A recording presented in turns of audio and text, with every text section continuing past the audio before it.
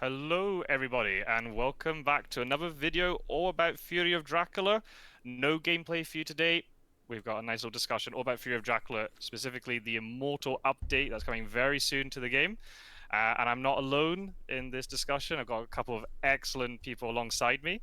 I know this has been recorded for the Nomad Games social media and YouTube as well, and maybe some people might have stumbled across this video on my channel. So in case you don't know who I am, I'm Scott Sword. I'm one of the main members of the Fury of Dracula Digital Edition community. I've been in the community for just over 2 years, and for the majority of that time, I've been recording gameplay for YouTube and also some guide videos and the like. And I've also been one of the main people organizing tournaments. We've run 4 tournaments since October of 2022. I got another one on the way very soon. So yeah, it's all busy over there. So if that sounds interesting to you, I'll leave links in the description where you can come and find us. Join the Nomad Discord if you haven't already, and you'll find us on there. So alongside me, I've got two amazing people from Nomad Games themselves to talk about the Immortal update. First of all, we've got Tom, the Ancient One. Hello, Tom. Hey, yeah, people might recognize me from the Nomad Discord. I am the marketing guy over at Nomad Games, so anything that's public facing, such as this, is my domain. So I'm here to talk everything about the beta update and how excited we are to roll it out. Yeah, you are the public face of Nomad. Yes, yeah. Very, very good. And also alongside us, we've got Eridra. Hello, Eridra. Hello, I'm one of the developers working on Fury of Dracula Immortal update. Very excited to talk about loads of the changes I've been implementing over the last few weeks. Absolutely. There you go. That's who we are. So yeah, we're going to go into it. We're going to later on in the video we'll go through all the changes. It's going to be quite extensive. There's a lot of things that have been happening with this update. Am I right in saying that this is the biggest update ever to the game since it was its initial release back in when did it come out? 2019? I definitely looking at the full change log because we've got the full list of everything that's currently, as of recording, been changed in the beta version. And I'd be impressed if this isn't the biggest update that we've done. Yeah, I think I agree. I don't remember anything anywhere near this level all in one go, at the very least. Yeah. If you can call it that. I know we've been doing multiple patches for the update, one after another, but when it is released to the public branch on Steam, this should be the largest update. Very good. Very, very exciting times. Yes, if people don't know, the Immortal update is already available, but as an open beta, and we'll get into reasons why it's a beta later on. So it's only available on Steam currently, but obviously, hopefully in the future, it will be rolled out across everything, across all the platforms. So the first I wanted to get into, some people may or may not know, Tom, you came onto my channel just around a year ago, and we played a little game of Fury of Dracula, and we were chatting about different things. And as one of the comments actually, and I completely agree with that comment on that video, that you were very, very candid in the way that you spoke about, how Nomad Games operates, and obviously at that time, you couldn't say for any certainty when there'd be an update to the game. Yep. So for people who haven't seen that video, can you give like a very, very sort of quick summary in terms of how Nomad Games sort of operates in terms of this sort of, when you're making these sort of decisions? Yep. And then as a follow-up, what has changed in the last 12 months? Why is now, the spring of 2024, why is that the time to be releasing this update? Fair, I can do that. So basically to give a bit of an overview, as the sole person in charge of communications for Nomad, it's very easy for me to ensure that everything that goes out externally comes directly from me. So when it comes to honesty and transparency in what we can do, my general rule is if there's something that we can talk about, I'll talk about it. If there's a reason that we can't talk about it, obviously I won't talk about it, but I can at least do my best to explain the reasoning behind why we can't talk about it. So for Fury of Dracula, back when we recorded that video, we were in a situation as a studio where we had a number of different projects that we were working on. We were working on Board Game Cafe in the background, and our priority list still had Fury of Dracula on it, but there were a number of other priorities that were basically higher than Fury of Dracula at that point. So me turning around and saying, oh, we're definitely going to make an update to Fury of Dracula, at that point, we didn't know whether or not we'd be able to do that. We didn't know that we'd be able to come back to it. So I didn't want to turn around and say, oh yeah, we'll definitely make an update in the future. But I also wanted to be clear that we weren't going to turn around and say, oh, we're never going to do an update for Fury of Dracula. Like, there's certain games in our catalogue that I will be honest and say, based on the number of people that are playing it, based on the number of installs, based on the number of people that have bought expansions or extra content, or generally how it does in sales, it's not worth it to us as a studio to put the time and effort into what it would take to update that game. Fury of Dracula wasn't in that state, and I think that's what I was very clear about. I was like, look, I'm not saying that we are going to update it. I'm not saying that we're not going to update it, but because of how much the community have supported the game, how well it does in terms of still getting active players, it means that it is actually available as something that we could come back and work on. And then again, to be completely transparent, we're still working behind the scenes very much on Board Game Cafe. We're working on a number of different projects here at Nomad that I can't fully talk about yet, which seems to always be the case. But we're basically working on getting some projects up off the ground at the moment, as well as Board Game Cafe. And while we're figuring out more design stuff and getting the initial work done, it means that certain parts of our team here at Nomad, again, we're a very small team, that there's certain parts of our team where we were able to sit down and say, okay, what do we want to work on for the next month, 2 months?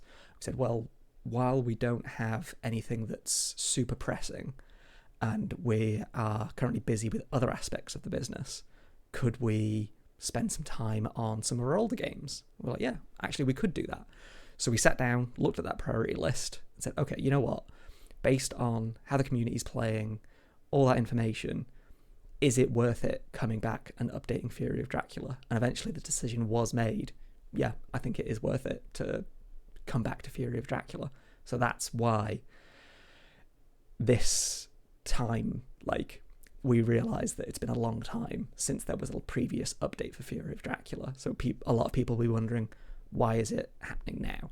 And it's just things lined up right, and things lined up in the background for Fury of Dracula itself that meant that we could justify doing this Immortal update. So I realise I've rambled on for longer than I expected to, but hopefully that answers it in much more detail. Yeah, no, I think that's a very fair answer. So just in terms of basic summary, there was that window of opportunity, Mm-hmm. and the three of us and the community and everything, we took full advantage of that window of opportunity when it arose. Yeah, definitely. Cool. Okay, that's a very, very, very fair summary of that. Very good. Thank you very much. Okay, so then for you, Eridra, can you tell us a little bit in terms of your involvement with the project? Were you originally involved with producing Fury of Dracula at the very beginning when the digital edition was first released? If so, then what was it like to return to it? If you weren't, what was it like coming onto a project that you weren't initially involved with? What were the trials and tribulations that you had to deal with? Because obviously, we've been talking about it off camera, obviously, but yeah, it's not the simplest of game to take a look at. Yeah, no, it definitely isn't, unfortunately. But yeah, I was on the original team which developed Fury of Dracula way back when in 2019. I will say that I believe the majority of developers who did work on it back then are no longer at Nomad. Mm-hmm. Yeah. And returning to it was a joy because I've always really wanted to do that. Because I really think it deserves an update, as much as I was not able to go back and do so, unfortunately, until now. But while it was also a joy, it was also, kind of a window back in time for me to look back on what I did more than 4 years ago now. And as a developer, I'd see how I've grown since then, or at least I think I have, because stuff and coding that was in the game back then, I've probably improved on. I can say it for myself at least. And just for clarity, I'm not working on. I've not worked on this update alone. There's, two other developers have been working on it with me, primarily. And I mean, I speak for myself at least, but I'm proud of what we've done so far, at least. And the community response has been fantastic and very, very positive all round. And obviously we've been, interacting, on Discord, behind the scenes, it's all been extremely positive from all sides. So it's been, yeah, that's been fantastic. And it's great too, like 'cause I think this thing like you're saying that the community for the game has grown. So it's fantastic to hear that as a company and also as an individual developer that you've been able to grow with the game. That's fantastic to hear. Yeah, Definitely. it is nice. Um, I will say that throughout the time since at least even the last update, or when I stopped working on Fury of Dracula, I've always been impressed and pleasantly surprised whenever I get a notification on the Nomad Discord, people asking, looking for Fury almost every day. Um, it's very heartwarming, to be honest, because it is my first game release as a developer individually, at least. So it's always a pleasure to see that.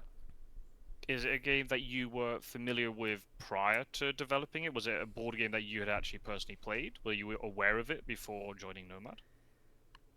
No, actually, I was not aware of the board game itself before joining Nomad. I only made aware of it before, as I joined the company. But we did play it a lot before development. Although, as you alluded to before, the rules are somewhat ambiguous, so we weren't playing them correctly ourselves.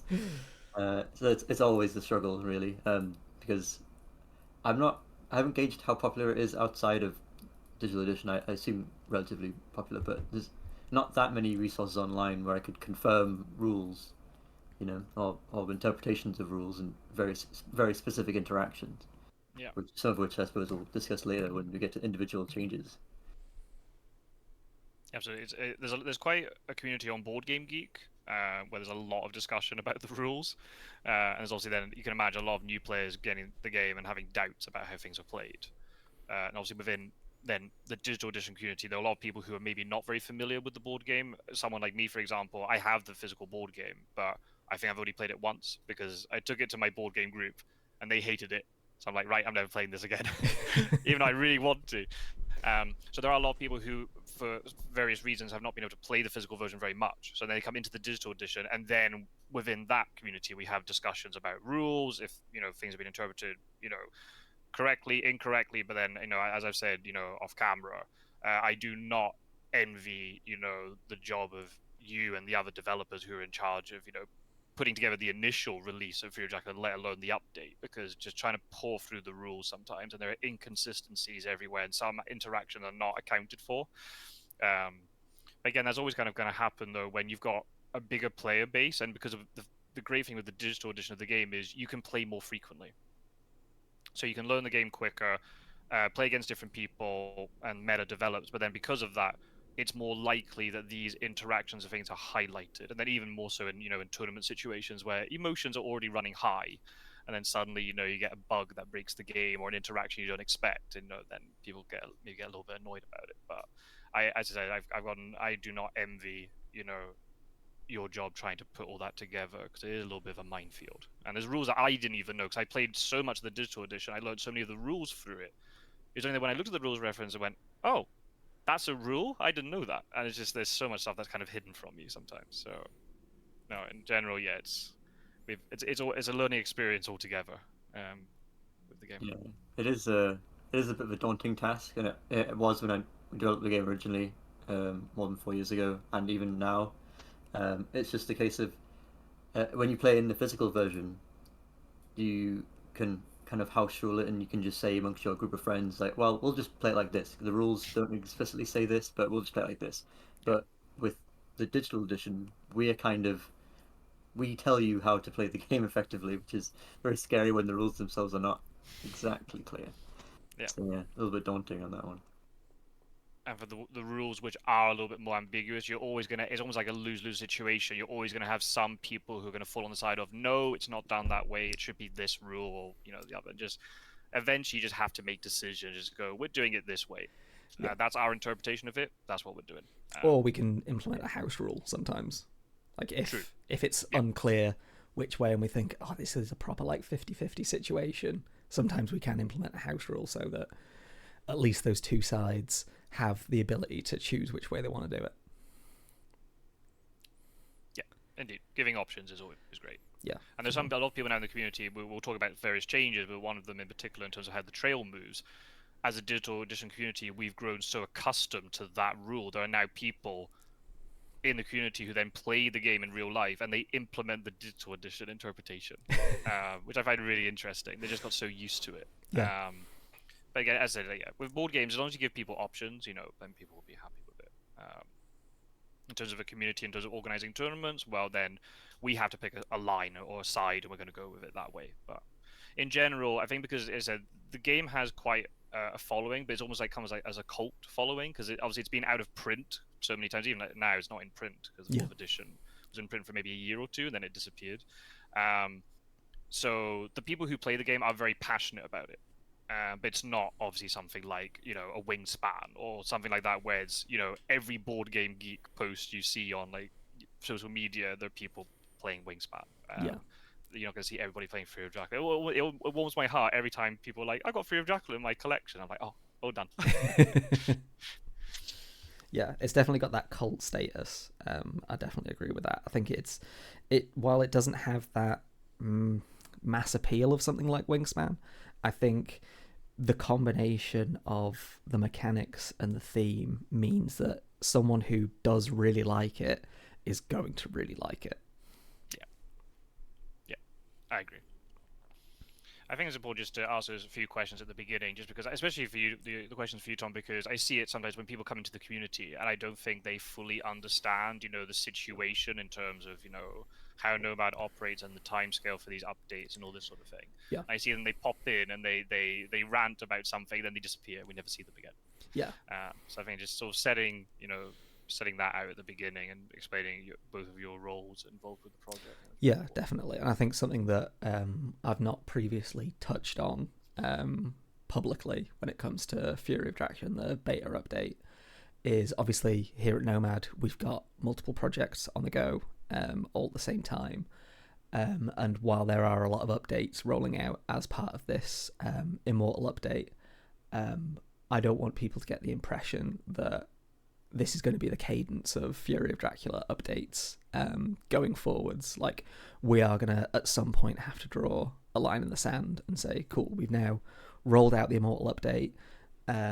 We'll probably put out some further fixes based on what people say, but there will come a point where we'll have to say, okay, cool, we've implemented all of these cool fixes, we've got the game to a state where we're happy with it, and then be clear and transparent about what the future of Fury of Dracula is at that point.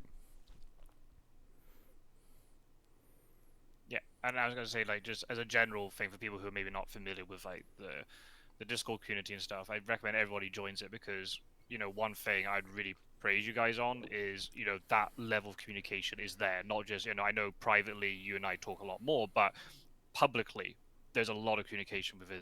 It's very transparent in terms of obviously there are certain things you can't reveal for obvious reasons, but you're not we can all think of I'm not just video game companies, but companies in general who will just give you the product and then go, right, that's it, you got it now, right, we're leaving, bye. And then you never hear from them again. Whereas there's very much a sense of like you are contactable, you take feedback on board.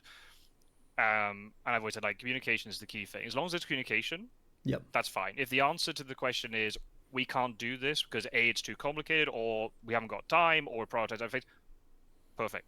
That's absolutely fine, and I will fully respect that. And I would like to think that everybody else in the community would be the same. Even if we don't agree with it, you're the ones who've got your livelihoods on the line for this. So that's as long the as there's thing communication, as well. that's important. Like, I don't want people to think that because we've said, oh, we're not going to do any more updates after this, that they can't ask for more updates, because part of the reason that this update, the Immortal update, is happening in the first place is because over the last 4 years, people have been joining the Discord, people have been on social media, and they've been like, oh, you know what, I'd really appreciate if this was fixed in Fury of Dracula, or if this was changed. or if this was included. And like I said previous, Yeah. it's partly because of all of that community feedback and that community discussion that we were able to make the call and say, you know what, we should go back to Fury of Dracula compared to something like our earlier fighting fantasy games. Like occasionally we'll get people pop up and say, oh, I've noticed this bug or this issue, and like we have gone back to fix things like that. But compared to the amount of people that came to us and said, you know what, we want to see these updates or these changes in Fury of Dracula, like it massively impacts our decision making here at Nomad. Yeah, just to kind of tangentially relate to that, during the Immortal update, it's been incredibly valuable for me, especially individually, getting feedback on the various patches which have been rolling out, on new features which have been released or fixes which have been implemented, and just getting community feedback about what they think might be needed on top of that, or how a regression issue has been introduced. Like, it's been very quick and it's been very appreciated, so that I can get on and fix those as soon as possible. Yeah. Yeah, it's like this cyclic sort of relationship, right? If as a community we see you being very communicative and very responsive, then in return we will be more responsive, and then you'll be more responsive, and it just kind of builds from that. But yeah, as long, as I said, I always view on the idea of being proactive, even if you can't do certain things, or if you have to admit we can't do that. As long as there's communication and people are willing to be involved with the process, even if the game is not 100% perfect in somebody's eyes, that they keep being passionate about it and playing it, then it may well change in the future. Just complaining and then not participating, in that is not going to change things, I don't think. Yeah. Yeah. Alrighty, shall we talk about the update? So I guess very quickly before we do that, why a beta? Why, instead of releasing it fully across all the platforms, why did you decide we're going to have an open beta but on Steam only? I think we can probably divide that between my view on it, which is the marketing and publishing side of it, and then you can take the development side of it. So from my point of view as the marketing person here at Nomad, it makes more sense for us to do a beta based on the community that we have for Fury of Dracula. I think that's the biggest thing from my point of view, because letting people opt into a beta requires you to have a certain level of trust, but it's almost a level of acceptance that the people who are going to play this beta are willing to go above and beyond what is expected of an average player. Like, the average player is just going to not check out the news updates. They're not going to check out the Discord. They are, even though they should, they're just going to look at the game in their Steam library, open it up, play it, and be like, cool, I've finished playing. But adding the ability to roll it out as a public beta means that we can directly make changes to the game a lot quicker, and without having to worry about, we need to make sure, like, it'd be a very different story if we had spent the last month working on the Immortal update without it being a beta, because there would be no transparency, there'd be no community feedback, there'd be none of that back and forth that's so important for not only showing the community that we're still working on the game, but showing that we're listening actively to their feedback. So I think that's the main reason for us to do a public beta. And like I said, it's knowing that we have that community that are so excited for an update that they're willing to put up with any potential issues that would come up in the beta. Like, something that we've been completely transparent about is that this is an open beta because we're not expecting it to be completely bug-free. If anything, we're expecting it to have more bugs in it than we would the public release of the game.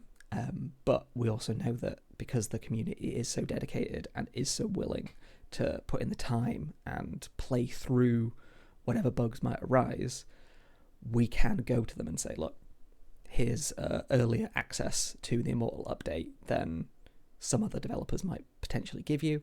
We're doing this so that you can give us feedback, and we're doing this to be as transparent as a studio as possible when it comes to what we're working on behind the scenes.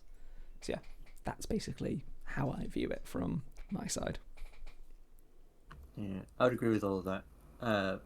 It's a lot of my perspective as well, but just something extra is to drill down on the aspect of, because it's a beta, we kind of afford our players a little bit more of a expectation curbing, to put it in a strange way, is that if you can opt into the beta, then you kind of have this aura of, well, maybe this is not going to be, bug free.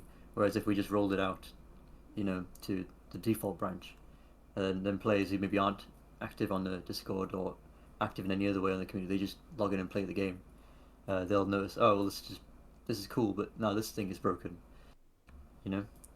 Whereas with the beta, yeah, we do get that often back and forth with the community, and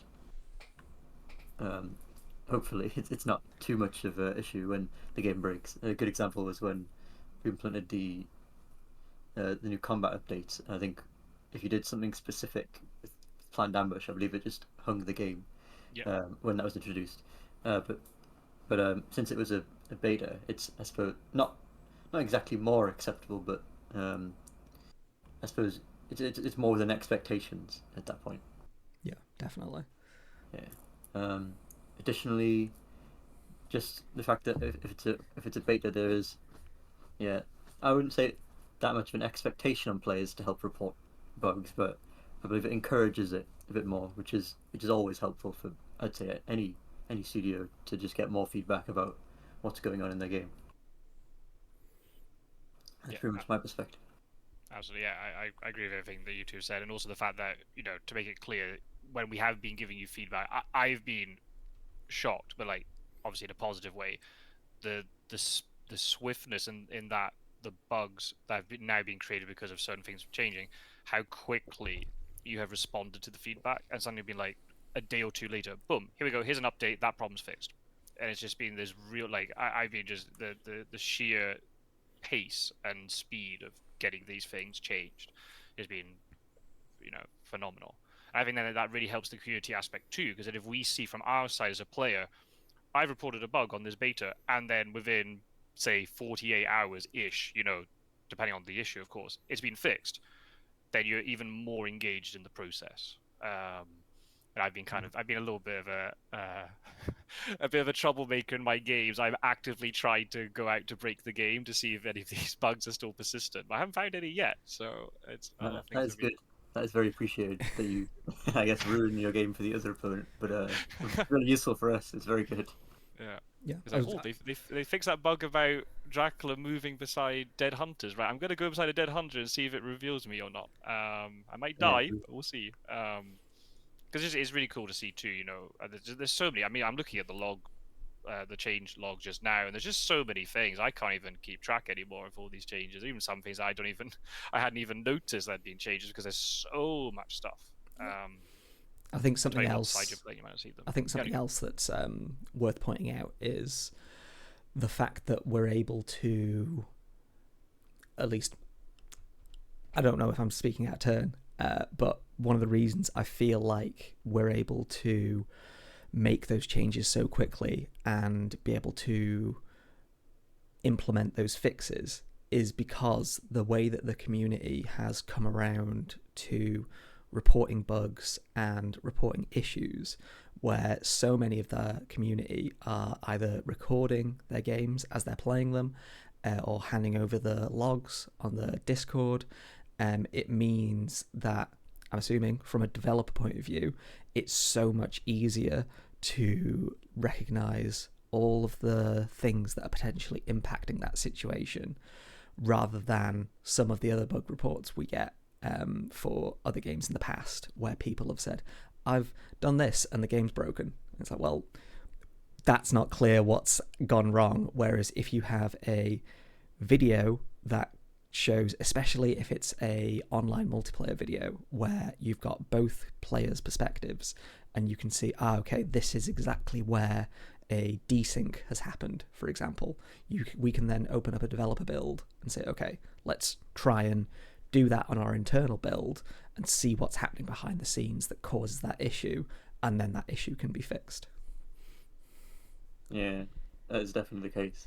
I've got a quick example as well. Again, going back to the combat changes where we made all players pick their cards simultaneously in an online match.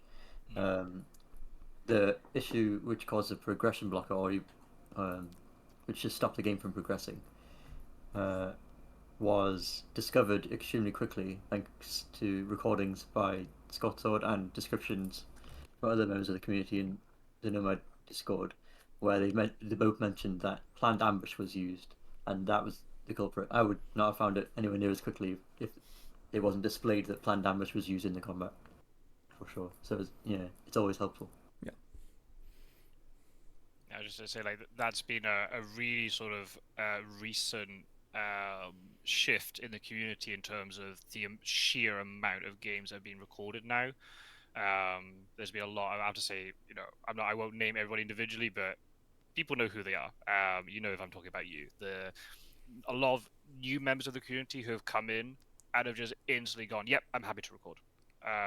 Firstly, just for promoting the game, but also then, identifying bugs as a tournament organizer. It helps me if there's, if a bug does occur, if there's footage that I can then determine, how we deal with the game. But then also, as you said, for feedback from developer perspective, there's so much more data to pull from now. It's fantastic. Not only then, also then you've got other people recording. You can hear different voices and not just hear me drone on about the game all the time. All right. Unless there's anything else on that topic, shall we have a look at the log and we can go through it? Is there anywhere in particular you want to start, or are we just going to go from top to bottom? I think we might as well just go from top to bottom. I'm cool with that. Cool. Okay, so for people who are watching this on YouTube, I'll change the screen so now you can see it. It's not fancy, it's just a notepad document, a text file. This is the list. I will leave links in the comments to the proper announcement that Tom has put together for Steam, where you have all the changes listed, but obviously with the amazing artwork from the game. Okie dokie. I don't know who's going to start. Can we just run through it? What do you? I don't mind. I think we just run through it. So starting off with the Dracula can now view discarded face down in. Nope. It's actually higher up. There's more. There's more. All right. Exciting stuff for the added section. Let's be as non-chaotic as possible and literally just go through the list one by one. Yeah, that sounds like the best idea. So first up, added vampire encounter card health to the trail on the cards themselves. So this is more of a user interface displaying information to the player change. So it isn't actually a gameplay change as such. Like, this information was previously accessible, but it's now much more accessible, if I'm thinking correctly.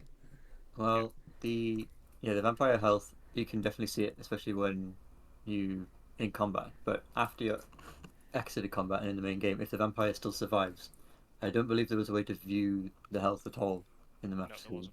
No, but so it's really was just adding to the bookkeeping, which you need to do for the game, which is somewhat part of the game, but this is not one of them, because in the physical edition, you should just be able to look over and see at the encounter card how many damage tokens I believe the vampire has, but that was just not previously available until now. And it does, I believe it should always show the vampire, even in the discard pile. I think it was pointed out in a video. Yeah, it was. Yeah, when they go to the discard, their health still remains as the health when they were like staked or if they matured or something. Yeah, I want to say that was not exactly like intended, but I suppose it does. Well, I can guarantee it does get reset when you. Okay, that's the main thing I was worried about. I was like, I don't want this one health vampire to come back. That'd be a very useless vampire. But, no, I agree. It's just purely. This is not a huge change. I'm thinking about it from a player's perspective, but it's just the ease that okay, that vampire has that number of health, and then it might determine which hunter fights it and all this sort of stuff. it just means that there's one less thing to remember. And I know memory is a big part of this game, even though you can make notes, but as you said, in the physical board game, you can just look across, or you can Yeah. just ask Dracula, how much health does that vampire have? Whereas in the once you're out of combat, you have no idea. And Yeah. I've seen it before where people are using heroic leap on vampires which have 6 health, and then suddenly like, oh, why didn't it die? It's like it has 1 health left, but you don't know that until you go into combat. So again, it's not groundbreaking change, but it's just still that nice little touch that it's there. Yeah, it's like a And quality of life. We're not expecting people to, like, there are things that you have to remember when you're playing Fury of Dracula. This isn't one of them. Yeah, agreed. Okay, next one. Cool. Really exciting change for me. I can talk I'm about so this happy. one. So happy. So yeah, it's adding the Discord icon to the main menu that links to the Nomad Games Discord page.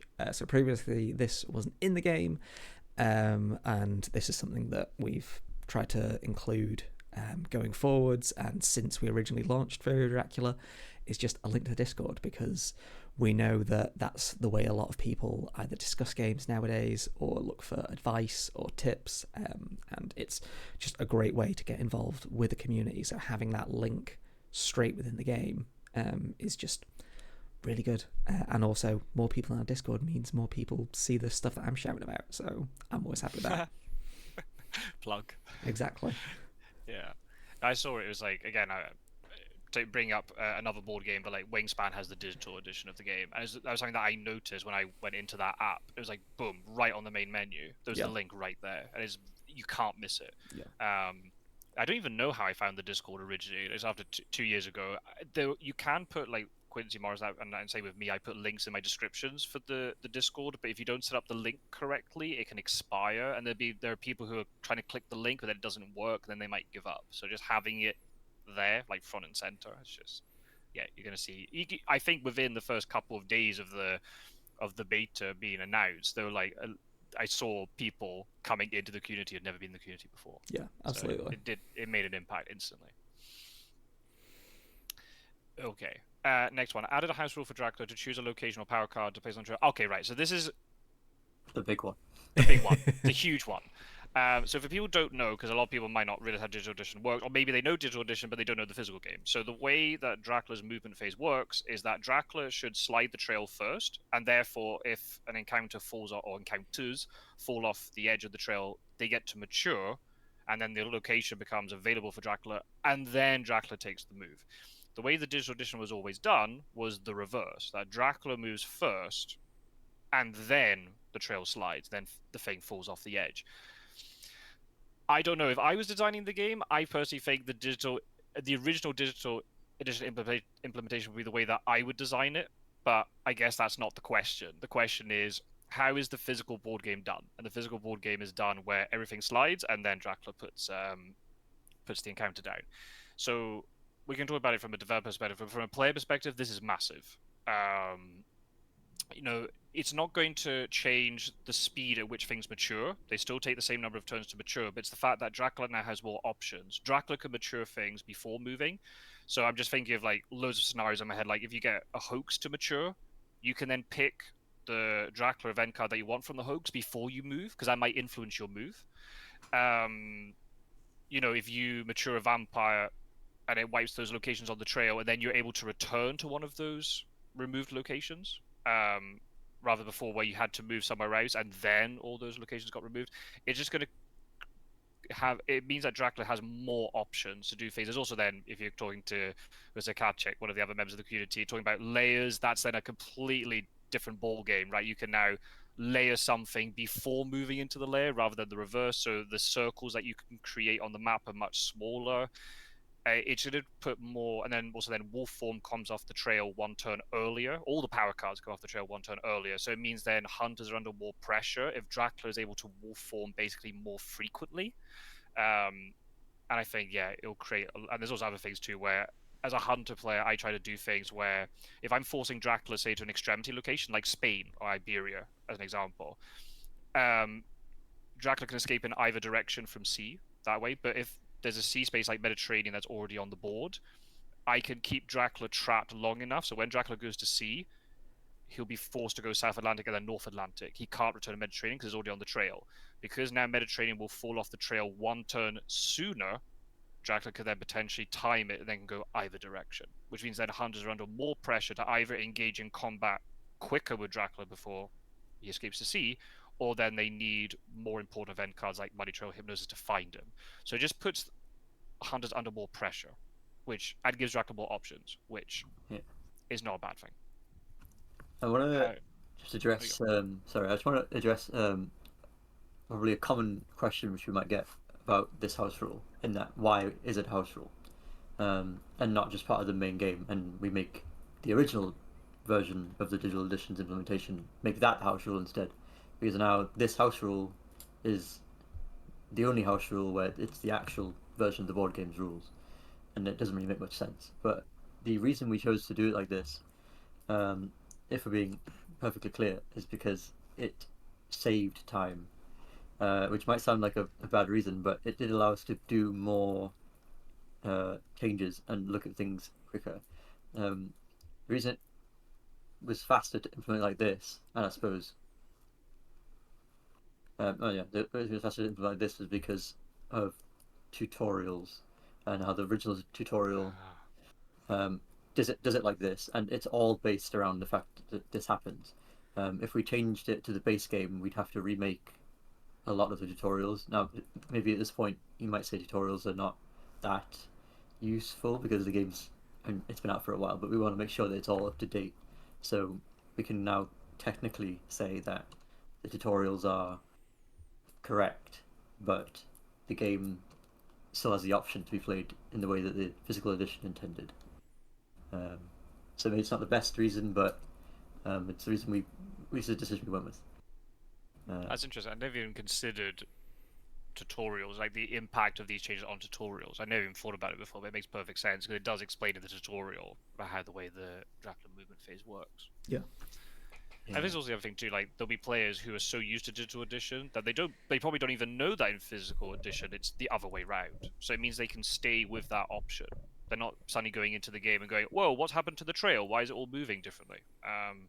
So that nice, you can opt in and out of it. Yeah, like if you care enough to go into the house rules, you probably care enough to go, okay, I understand what difference this is going to make to the game and the reason that this is here compared to the physical game. Yeah, I agree with that. I was honestly surprised about because when I initially looked at a lot of the rules for Fury of Dracula and how the advanced rules they came off as something that was quite optional, but then after learning about how I think a lot of the tournaments are done in the digital edition now, correct me if I'm wrong, but I believe they always have all advanced rules enabled. Yeah, which to me was a bit strange, but it makes perfect sense now, kind of in relation to this new sliding trail method, where Dracula was just weaker, I suppose.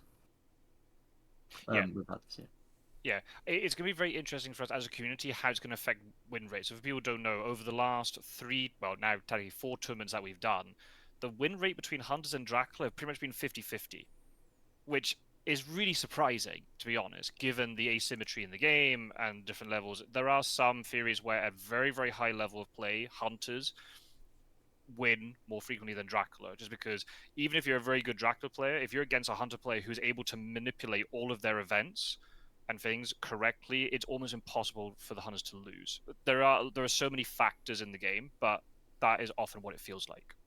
Whereas Dracula, if you're playing against a really good Hunter player, you're on this really, it's so hard to win.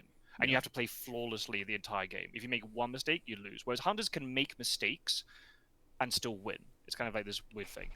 So yeah, you need to have the advanced rules turned on because Dracula needs these additional powers. It's going to be really fascinating to see with this trail change how that's going to shift in terms of win rate. Is Dracula suddenly going to become much stronger because of this? It definitely gives Dracula more options. But then I think at the low levels of play, I don't think you're going to see a difference. I think your casual or newer Dracula player, I don't think it's going to be affected too much by this, depending on what type of Hunter player they're against. I think for the very, very high levels, it will give Dracula not the edge over the Hunters, but give, as I said, more options. And that's what Dracula needs. If we find that Dracula is really, really powerful because of this, then there are other ways that we can nerf him in terms of like, from a tournament perspective. We can reduce, influence from rumor tokens and the Fury of Dracula influence, all that sort of stuff. There are other ways that we can nerf him. We're just going to test it out and just see what happens, and I'll just look at the data, and we'll work out as a community what is the right sort of balance between the two. Yeah, we definitely appreciate all that data on our end as well. Like, it definitely helps us make decisions on what needs changing, or if anything does need changing, or more house rules need adding. Yeah, I think the thing too is like it's not about, this is a huge buff to Dracula. That's obvious, but it's the changes are not about buffing Dracula, as we were talking about. It's like, let's try and make it more like the physical game. Yeah. And if it turns out then the two sides are a little bit imbalanced, all right, then we'll find ways of adjusting it from our side, from a player side, or with our new house rules or whatever. I'm not stressing out right now about Dracula being potentially overpowered and all this sort of thing. Yeah. The strength of the hunter still remains, and it's on the player to use these options correctly. It's not just like this blanket buff that benefits all players, if that makes sense. Yeah, like we've not just given Dracula more health. Yeah, exactly. Yeah, and I think this is a better way to, if you are thinking about buffing a character, you want to think about it, this is better. It's more interactive. You're not just giving this across the board buff. You're trying to create a more interactive, more dynamic playing experience. Yeah, and then it also makes then the opponent or opponents from the hunter's perspective think a lot more, and that's only going to benefit the community and the game, and make the experience of watching it and playing it more exciting. So yeah, massive change, but yeah, it's good. It's very exciting. Mm-hmm. Next one is another house rule. This is one courtesy of Quincy Morris. It was something that he suggested a long time ago in the video, and I was like, oh, I like that idea. Let's try and implement that. So it's a bit of a little bit more of a silly one. It's maybe not for serious tournament play, but we'll maybe see what we can do about it. But I think it can create a little bit of carnage in more casual games. So if you don't know, the Dark Claw is one of Dracula's power cards. Dracula expends 2 health, or basically takes 2 damage, but gets 5 more encounter cards. There's now this additional house rule where Dracula will take the 5 encounter cards and take the top card of the event deck. If it's a hunter card, it gets discarded. If it's a Dracula card, he gets to keep it. So the reason why this is implemented is because as a community, once our meta has developed, night supplies are very, very rare. The meta that's developed is during the first week, hunters stay still, they do not move, and they just supply. And then at night, they're doing trades, they're organizing their ticket economy, all that sort of thing. So night supplies are very rare, unless you've got Mystic Research in play, or unless the hunters are getting desperate and they need to get more events. And also, hoax matures are also not very likely. So because of that, Dracula doesn't get many events, which is a bit of a shame. That's a huge sort of part of the game that is very rarely accessed. So we've got this little house rule where it means then Dracula can maybe get a few more events. I've tried this out a couple of times. It can be quite swingy depending on what event you get. If you get something like a Manuel Hildesheen, yeah, that can flip the game really, really hard to Dracula's favor. But then other times you'll get, I don't know, Sensationalist Press or something.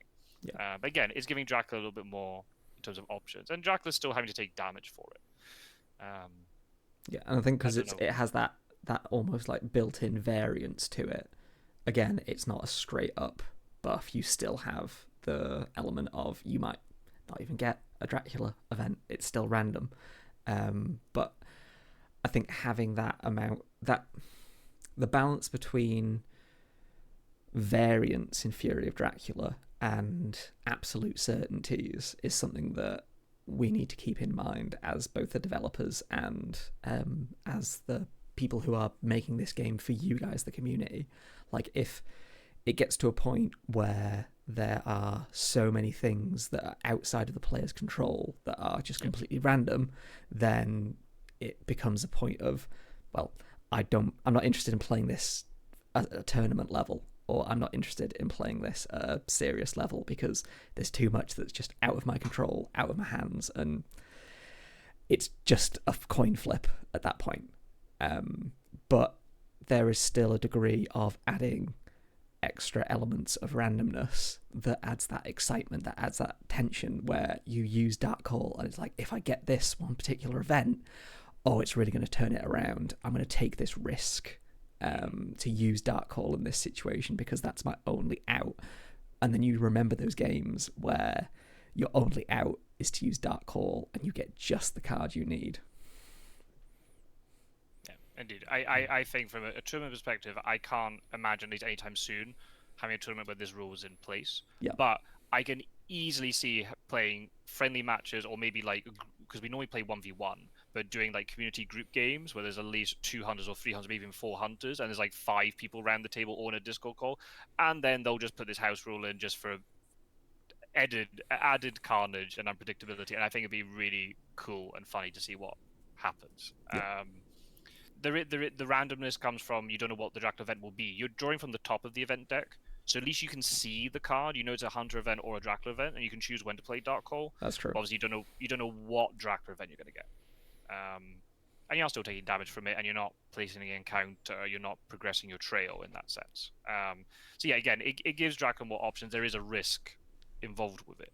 But yeah, if you get something like a manual Hildesheen like I did in my first game, yeah, that's yeah, pretty rough for the Hunter player. Yeah. I want to say from implementing this. Well, first I chose. We decided to implement this. Honestly, because we kind of agree with the idea that if people aren't seeing many Dracula event cards, that's a little bit of a shame. And we didn't. Well, to be fair, at the time we didn't really consider any tournament implications because of the fact that it was a house rule, which you can turn on and off, so it's not that big of a concern. But yeah, I think it adds an opportunity for players to say, all right, this game we're going to do, it's going to be a bit of a different feel because of this. That it changes the experience of the game, if you want. Yeah. From implementing this, it was a little scary in some areas, particularly because of vampiric influence. Vampiric influence was quite scary, and I know the cards, but because basically you're not really supposed to play anything immediately from drawing. I suppose there's Manuel Hildesheen's ally effect, which is similar. I mean, or the assist one, the one where you can draw the top cards. Yeah, it'd be the assist one of Manuel Hildesheen. Yeah, and then there's some things that you might get Manuel Hildesheen, get vampiric influence from that, and you have to play it immediately. Yeah. I didn't consider that. That's a good point. Yeah. But yeah, it did highlight though, no matter what, that Dracula, a combat at Dracula phase should be night, which was fixed. Which is yes, funny. Yeah, because then if you start moving a weakened hunter around, you might push them into a combat or something, and then you need that combat to work properly and all this sort of thing. Yeah. I mean, even it just goes to show that there's so many interactions which I just can't keep on top of in this game. There's so many different cards interacting with each other all at once, or different phases and whatnot, which is I just completely forgot about Emmanuel Hildesheen's ally, or I guess or assist that you can draw during the Dracula phase. Yeah, it's great. Yeah, it's Every time I think I've just seen everything with this game, there'll be a new interaction that comes along that I've never seen before, and it just makes it fresh every time. Okay, so the next one we don't have to talk too much about. There's just a house rule where you can control the amount of influence you get from a rumor token if a vampire matures. So the base is 3. This is just here more as a sort of a balancing mechanic. It might be necessary if we discover that Dracula's a little bit strong with the new trail, but we want to keep that mechanic. Then we can maybe reduce the amount of influence he gets from rumor tokens. It was something when I started playing the game, I thought rumor tokens were too strong, because it was really annoying if you put a rumor token on the first encounter and then the hunters don't find Dracula from a newspaper report or hide scouts or whatever, and then Dracula basically gets 7 points at the beginning for free. But then I've realized since that rumor tokens are so necessary for Dracula, and that sometimes, for many occasions, even if Dracula gets those 7 points at the beginning, the hunters can still win. They have ways that they can. It's more tense, obviously, but there's ways that they can come back into the game. But this is more, from my perspective, like a balancing mechanic. If we need to drop the influence from rumor token just a little bit to 2 or 1, then we can do it. The option's there. Yeah, I think it was just a similar vein to the house rule for changing how much influence is gained from a Fury of Dracula, the ability. Yes. Yeah, which has been in the game for a while, as far as I know. But it's just bringing that in line with this. So yeah, I agree. It's a good change. If I do this myself. So the other one's also massive, and something that hopefully will get expanded at some point. But at the moment, now there is the ability for the players, there's a little toggle button at the bottom. So if you're stuck in, if you're in the combat UI as it says here, or is it now also for multiple card selection? I didn't see that when I played the Yeah, other day. Oh, to be fair, I was playing as Dracula, so I wouldn't have seen it, to be fair. yeah. So That you was can now it. I toggle had the it map. yesterday, as of time of recording. Oh, We've that's added very it to exciting. Got to we've try added it it out. to a new dialogue. Yeah. So as you kind of point out, it is mostly there for like the hunters will see this more often, I imagine, Yeah. because they'll see it when they're discarding uh, rail tickets, when they're discarding item cards, when they overdraw, things like that. But it is used in as a general across the board on that dialogue, as we call it, the dialogue where you select cards to play or to ambush with, things like that. Where you can just click a button, and it'll hide the dialogue and you can view the map. Yeah, we are looking hopefully to expand it as much as possible. Um, just from my point of view, though, it's it takes a little bit of time because we need to test like thoroughly. Does hiding this dialogue ruin anything else?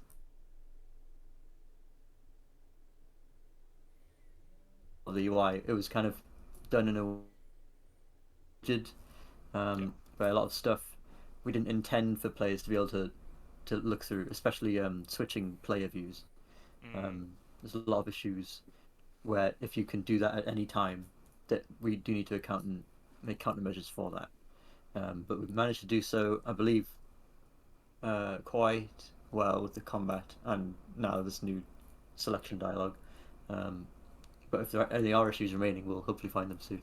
Yeah, exactly. Well, there'll be lots of games coming out soon on it, so we'll be able to find it. Yes, the last game I played since that change was on Dracula, so I did see some prompts which were different, but obviously I didn't have to go through multiple card selection, so I didn't notice it. But the reason why this is important is that there are situations where, as an example, if you got a dawn prompt for renewed vigor, you should be able to look at the map because you don't want to play renewed.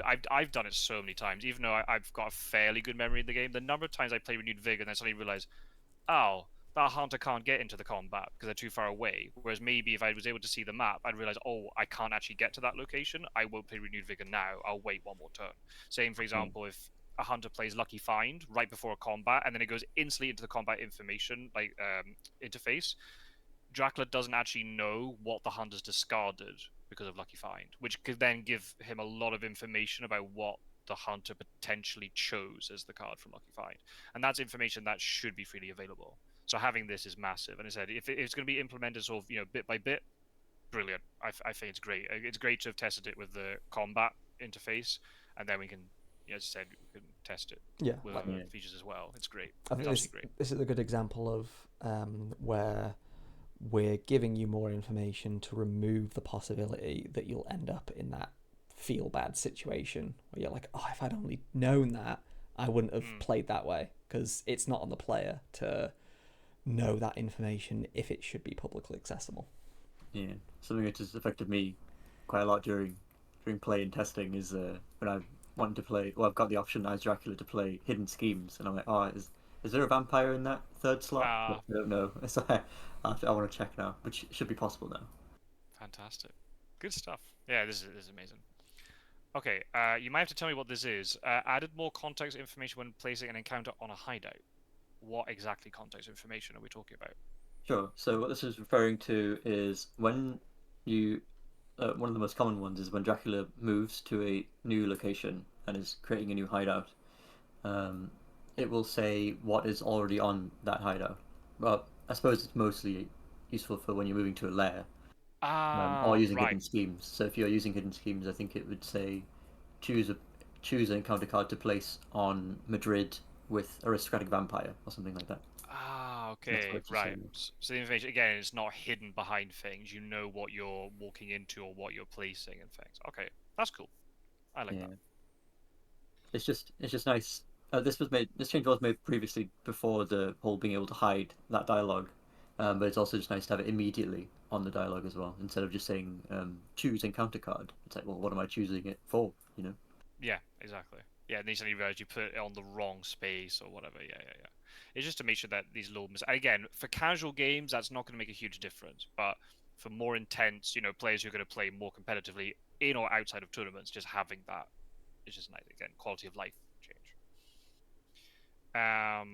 Oh yeah, okay now. Okay, again, I hadn't noticed this was the case. I didn't play Fog in my game.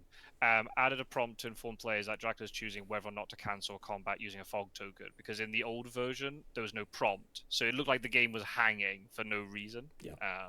So yeah, just so then people know what Dracula's doing. It's not crashed or something. Added text indicating how many cards need to be selected in multiple situations. Ah, right, I saw that. Where it's like if Godalming picks up 2 items and he has to discard two, it actually says choose two to discard, right? Yeah, that's right. And so you're having to kind of infer how many you must discard before the button becomes interactable. Now it tells you need to choose one more, or you need to choose two more, or however many. Yeah. Again, it's Okay. just that And again, clarity, isn't it? yeah, exactly. And again, people who play the game a lot will know, right? Okay, the hand size limit for items is 3, events is 3, whereas Suez has more. But again, I think for more casual players who are learning the game, that's a really nice touch. Yeah, it's just having more stuff immediately available in the dialogue, so that you don't guess, why am I doing this? Why am I choosing this many? Why is the button not interactable right now? I've already chosen one to discard. Things like that. Yeah. Yeah, nice quality of life. Nice. Add a visibility token to layer dialogue so Dracula knows which layer has been discovered by hunters. But it's also on the trail as well, right? There's a little eye which appears and it tells them if they've discovered it or not. Yeah, so there's a couple of things I want to just mention about this one, which is we did create a graphic for this layer token, as I guess we've called it now, visibility token, which was a little bit worrying, but at least from my perspective, because it's not a token. It exists in the real game. It just serves to show Dracula a bit of information, which I guess it isn't available in the physical edition. Now I think about it, is it? I suppose you No, wouldn't. because You obviously likely not. cards would just be Would you? naturally face up. Oh no, So of course it would be. Oh, sorry, it would be available because he'd just look at them. I suppose yeah, to see that they're face up in the physical edition. But yeah, in the digital exactly. edition, if Dracula looks at his layers any time, then they will be face up no matter what, so that he can read them. Yeah, but then you don't know. Does the hunter know that this space is available or not? Obviously, from the hunter's perspective, the layer would be face down, so you don't know where it is. But for Dracula, they would always be visible. So sometimes Yeah, you have to play a little bit of game like, did they discover that location? And there are ways that you can work it out, but again, in the heat of the moment, it's very easy to forget. Do they know that this layer exists in this location? So yeah, it's a yeah, nice little touch. yeah, and it is available on the hideouts as well. I guess a little bit of insight into why that is because they're actually the same thing, um, the layers and the hideouts in terms of at least how we display them as UI. Yeah. They're kind of the same, so it's just added onto there as well. They're not exactly useful in hideouts, I suppose, because you can already see when the hideouts are revealed or not, but they're also there. But I think though it's important for then people if people come into the game and have no idea about this change, they'll see, they'll have that idea of okay, that location is face up on the trail and that token exists. So when it gets transferred into the layer, they'll see it move over, go, oh right, it means it was face up. So they Yeah, hopefully will be able to equate the two that way, rather than just appearing it in the layer screen and like, what does that symbol mean? that's a good point. When I watched other people use this, that they saw it, especially not especially, but you also did this where you hovered over it and you questioned what it was. So since then, I've added a bit of a tooltip, I suppose. When you hover over the token, it tells you that it's revealed. Yeah, that's neat. I like that. This one I haven't tried with yet. I think I missed the update when this was done, so I want to try it out. So there's a little toggle here that you can reduce the figurine sizes of hunters, and obviously then Dracula, but Dracula doesn't appear on the board very often, to Yeah. improve the visibility of the map around them. How was that as a challenge? It wasn't to implement itself. It was not as difficult as you might expect. What it really does is it reduces the size of all the models of the characters, Dracula included, to be the same size as they are when there are multiple on one location. If you notice when they shrink down, when there's more than one character on one location, Shrink. I believe it's about half size. But with this enabled, they are always that size, no matter what, no matter how many people or tokens are on the location with you. They'll still be in the center of the city, like they are when they're on their own. Right, And, they don't get pushed to one side then. they only get pushed to one side if there's a token like a Or fog do that? token or Or another hunter? another hunter. Yeah, Right. that's right. Okay. Yeah, I haven't tried that yet. That's gonna be nice to look at because the thing, because just because the like the figurines, like the busts are quite big, sometimes it's hard to see past them. There are roads that suddenly get hit, especially in like the center of the map where a lot of the cities are very congested. Yeah. It's very easy to suddenly forget, oh, there's a road that connects those two cities together. Obviously, when you play on the tabletop version, you can see it top down, whereas on the digital edition, the map moves kind of away from you. The southern part of the map is slightly closer than the northern part, so Yeah. things are moving away from you. So yeah, but again, it gives the option. You can toggle it for certain moments, or if you prefer it toggled small all the time, then toggle it small all the time. It'd be, yeah, I'm going to try it out in the next game I play and see what it looks like. Very cool. This one again, I'm really happy about this one. I'm happy about everything, obviously. For this one, into like the Dracula vampire location name is available now in the combat info dialogue. Because again, in the heat of the moment, and you've seen it, where there are games where there are vampires all over the trail, it's very easy to suddenly forget. Wait, where am I? Yeah. What vampire Yeah. is this?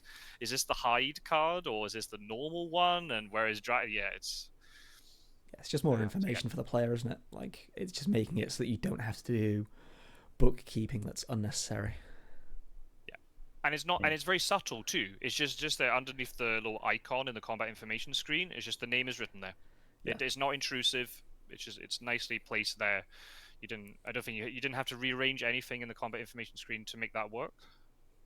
No, basically attached it to the vampire, um, I suppose UI piece just Mhm. underneath of it. Yeah, nothing really need to be rearranged. It's quite simple. Um, it does take into account hide be clear. Yeah, so if the Mm. vampire is under the hide power card, then it will also say which location it's attached to in the combat info dialogue. So I'll just use Madrid as an example again. If hide is placed on Madrid and you're fighting a new vampire in the hide on Madrid, then it'll say hide in brackets Madrid. Oh, that's Uh, amazing. That's really cool. I haven't seen that yet, but that's really cool. I saw it with when it said just hide. I didn't see it with the hide and Madrid. That's really neat because again, that's another problem that we have. Once you get initially, if a hunter gets initially ambushed with a vampire, say you've got a city location which has a vampire and the hide has a vampire, when the initial ambush happens, you can see quickly before the combat information screen appears, and now you can toggle it which vampires ambushed you.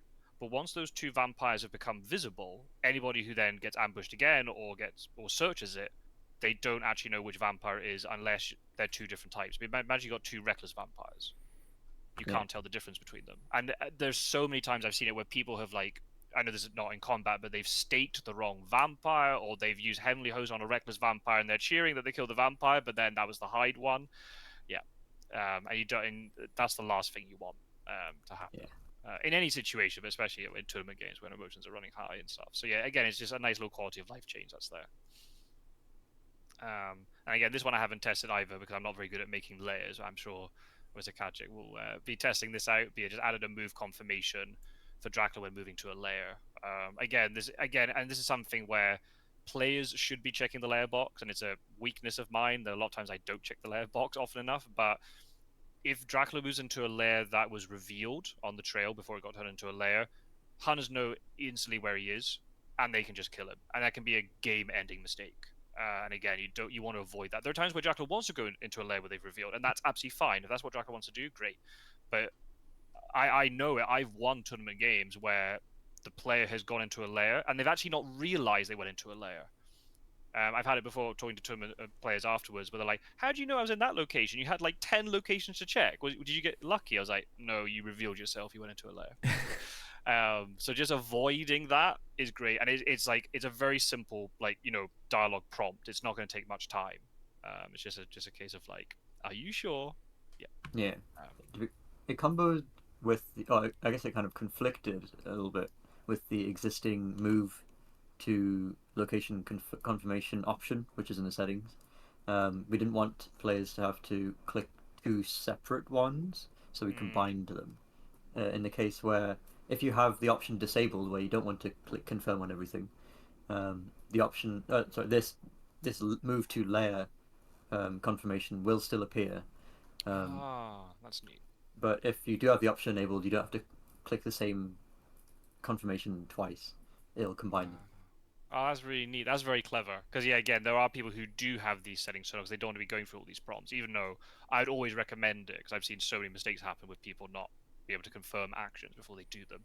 But yeah, the fact that it is over accidentally gets turned off or whatever, then yeah, it's like built in. It'll always trigger. That's nice. That's really neat. Yeah. Right. Okay. Changes. Yes. Top one is massive. Most of the changes help buff Dracula. This is the one that buffs hunters. This is massive. So the way the combat information screen used to work was it would count the number of combat cards that a hunter had, and that was basically the three basic ones: dodge, escape, and punch, plus any other item cards they had which are actively able to be played in combat. So we're talking about knife, rifle, pistol, crucifix, garlic. I think that's all of them. I've probably forgotten one. But then passive one, so garlic reef doesn't count. If they've obviously got a stake or a horse, then that would get discounted. Holy bullets wouldn't count either. So I liked that because as Dracula, you could actually gain quite a lot of information. You could start ambushing with vampires to then ascertain if a hunter has a stake or maybe holy bullets or how many items they have. But obviously, in the original board game, that's not how it's done. When you go into combat, the hunter takes all of their items and put them into their hand, even if they can't be played in combat. So they can sort of obscure what they've got. Yeah. This was, if I'm being a little bit honest, I don't really recall why this was implemented a while ago. And by this, I mean the original displaying combat hand size, because that really, when you think about it, is just hidden information, which was just being displayed. But now it's been replaced with just how many item cards the hunter has in general, which it was replaced partly because I suppose it's nice to have it immediately there, even if the hunters generally always have their maximum hand size of item cards. So most of the time it will say 3 or 4 for Seward. But to just replace it and not have the empty space, or I suppose make everything smaller for that UI piece for the hunters, was just a little bit more convenient. And I suppose it doesn't hurt to have the information there. No, because I mean, I know it's combined with the toggle map buttons. It means then you can suddenly look and go, oh yeah, Mina has 2 items, not 3. But still, the fact that it's there, I think is really neat. Yeah. I think when we were originally designing the Fury of Dracula, because it has so much hidden information in the game, and we were working really hard to like keep track of what should be shared at different times and what shouldn't be shared ever. We had like a big list of, okay, this is how we're going to implement all of this, and I think this must have just got lost in the shuffle as another thing that needs to be hidden. No, that's fair. There's so much stuff in this game, so I'm not surprised. I'm very intrigued by this change to see how it changes the meta for a couple of things. For firstly, how will hunters view combat? So, as a player, for me, I always try to get into multi-hunter combats, especially 3v1s or 4v1s against Dracula, because especially if Dracula's introduced a lot of information about what your hunters have for items, well, it doesn't matter if you've got 4 hunters in the combat. Dracula can't counter all of you. So it's very easy then to win the combat. Whereas this way, if all of your items are hidden, Dracula's not going to be able to deduce as well what hunters have. So I don't know if this will happen. I'm very intrigued to see how it works. It also depends on individual player style. There might be a shift towards maybe more 1v1s and more 2v1 combats, because hunters can hide more easily what they've got in terms of items. Then Dracula's having to make a lot more deduction and maybe think about the player, like what items do they prefer, all this sort of thing. The other thing too then would be, if that is the case, if the combat shifts more towards 1v1s and 2v1s rather than 3v1s and up, then other cards like Lucy's Revenge, Planned Ambush, Sister Agatha, they then suddenly become more important because hunters will need them more to make those smaller, combats with Dracula work. And then if Dracula's having to deduce this information, he can't deduce combat hand by vampire ambushes anymore. So then Dracula's going to have to make use of other encounter cards like wolves, even something like rats, which is considered, these two are considered quite weak encounters in the current meta, they're going to be amplified, because then gaining that knowledge from the rats or the wolves that they've got a rifle or a pistol or whatever is way more valuable than it would be before, because you can maybe deduce it from ambushing with vampires instead. And vampires are generally more valuable because they give you influence points, they can advance the influence track and so on, and potentially even then kill hunters if you get them in a really awkward combat situation. I'm really interested to see. I don't know. Maybe I'm wrong and nothing will change. I think the items which are strong will always be strong, but it's going to be interesting to see how then the two sides view this information and how they then try to hide information from each other and how they can deduce things from one another. I think it's going to be very intriguing to see how that all plays out. Yeah, I'm intrigued to see if more Draculas will run away when they don't need to or something. Yeah. Oh, yes, you see, they're going to start escaping as battle or whatever, but maybe they don't have. Or you mean in terms of combat or in terms of I on the mean, trail? so I mean, yeah, in combat, maybe Dracula enters combat with Hunter, and he's got all his item cards, and well, maybe there's two hunters in the combat, and they've got 3 item cards, but maybe they all have stakes and dogs and nothing. But I better leave or something. Yeah. That'd be Yeah, funny. yeah, exactly. This game was bad, and then the hunters are like, yeah, nothing to fear. Or even just on the More trail, plots. like Dracula might move to sea, fearing all of these hunters because they have no idea what the item cards are. But maybe as you said, the hunters are holding things like dogs and stakes, which are no use in combat. So yeah, it's going to be intriguing to see. And again, I think this is where individual player personalities are going to start playing a role as well. Yeah. How So, much yeah. people are willing to take a risk. Yeah, exactly. So we'll see. Again, we need to get more games. I'm speaking personally for myself. I've played some games with the beta, but not many. So I'm gonna have to play quite a few, sort of get a feel of it in terms of like when I can take risks and when I have to then play more conservative. It's gonna be very intriguing to see how it all pans out. But then again, this one, as I said, it's bringing it closer to what the physical version of the game is. It's buffing hunters, but that's not the intention. It's just let's make it like the physical game. And if it buffs hunters, then it buffs hunters. That's just the way it goes. Yeah. So that's the big one. I think of all the changes, that's like the really, really big one. Yeah. Dracula can now face discarded face down encounter cards. There's just some situations where, like from behind the veil and all this sort of thing, where some cards, or maybe if he was discarding them from desecrated soil, they wouldn't be visible, and it just became a little bit weird sometimes. You had to try to, again, it's something, it maybe it's not the hardest thing to remember, but it's an extra thing you have to remember. And that's then brain energy that's not being used towards actually playing the game, if that makes sense. Yeah, it's that unnecessary bookkeeping again. Yeah. Next one, this was like a weird inconsistency. When Dracula moves to Castle Dracula, he should get 5 health. We discovered that the game, if you move into Castle Dracula normally, the game ends in terms of gaining influence if it's in the 4th week, and then Dracula heals. But because you see the end of game screen, you don't actually see the healing.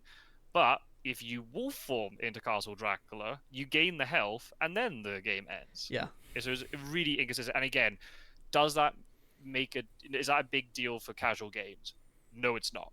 But obviously for tournament play, where the way we do our scoring system is based upon the amount of influence that Dracula has and the amount of health that Dracula has at the end of the game, that's really important. If he's missing 5 health, that could be the difference between a player qualifying for something or not. So it's just an inconsistency. Yeah, it's interesting. This one, this is really important too. If you're reviewing cards revealed by Spy or Consecrated Grounds, I guess that means like the Heavenly Host tokens is no longer on a timer. The Spy one in particular, because if someone got ambushed or searched a Spy, you could suddenly have a screen with up to 8 event and item cards total shown at you. Yeah. And that's a lot of information to take on board very quick. I know there's print screen and all this stuff. I know you can ask in the chat, what things do you have? You can confirm it. But now it just means you don't have to worry about that stuff. It's not on a timer. You can just calmly look at it. And then when you've got everything recorded and everything memorized, then you go, okay.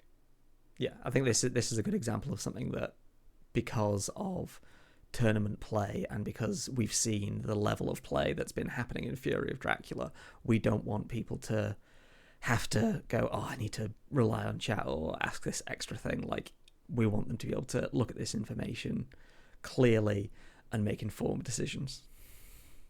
Yeah, agreed. Again, there's something that you alluded to earlier, Eridra, the fact that now in online combat, the hunters and Dracula pick simultaneously, whereas before it used to be hunters and then Dracula.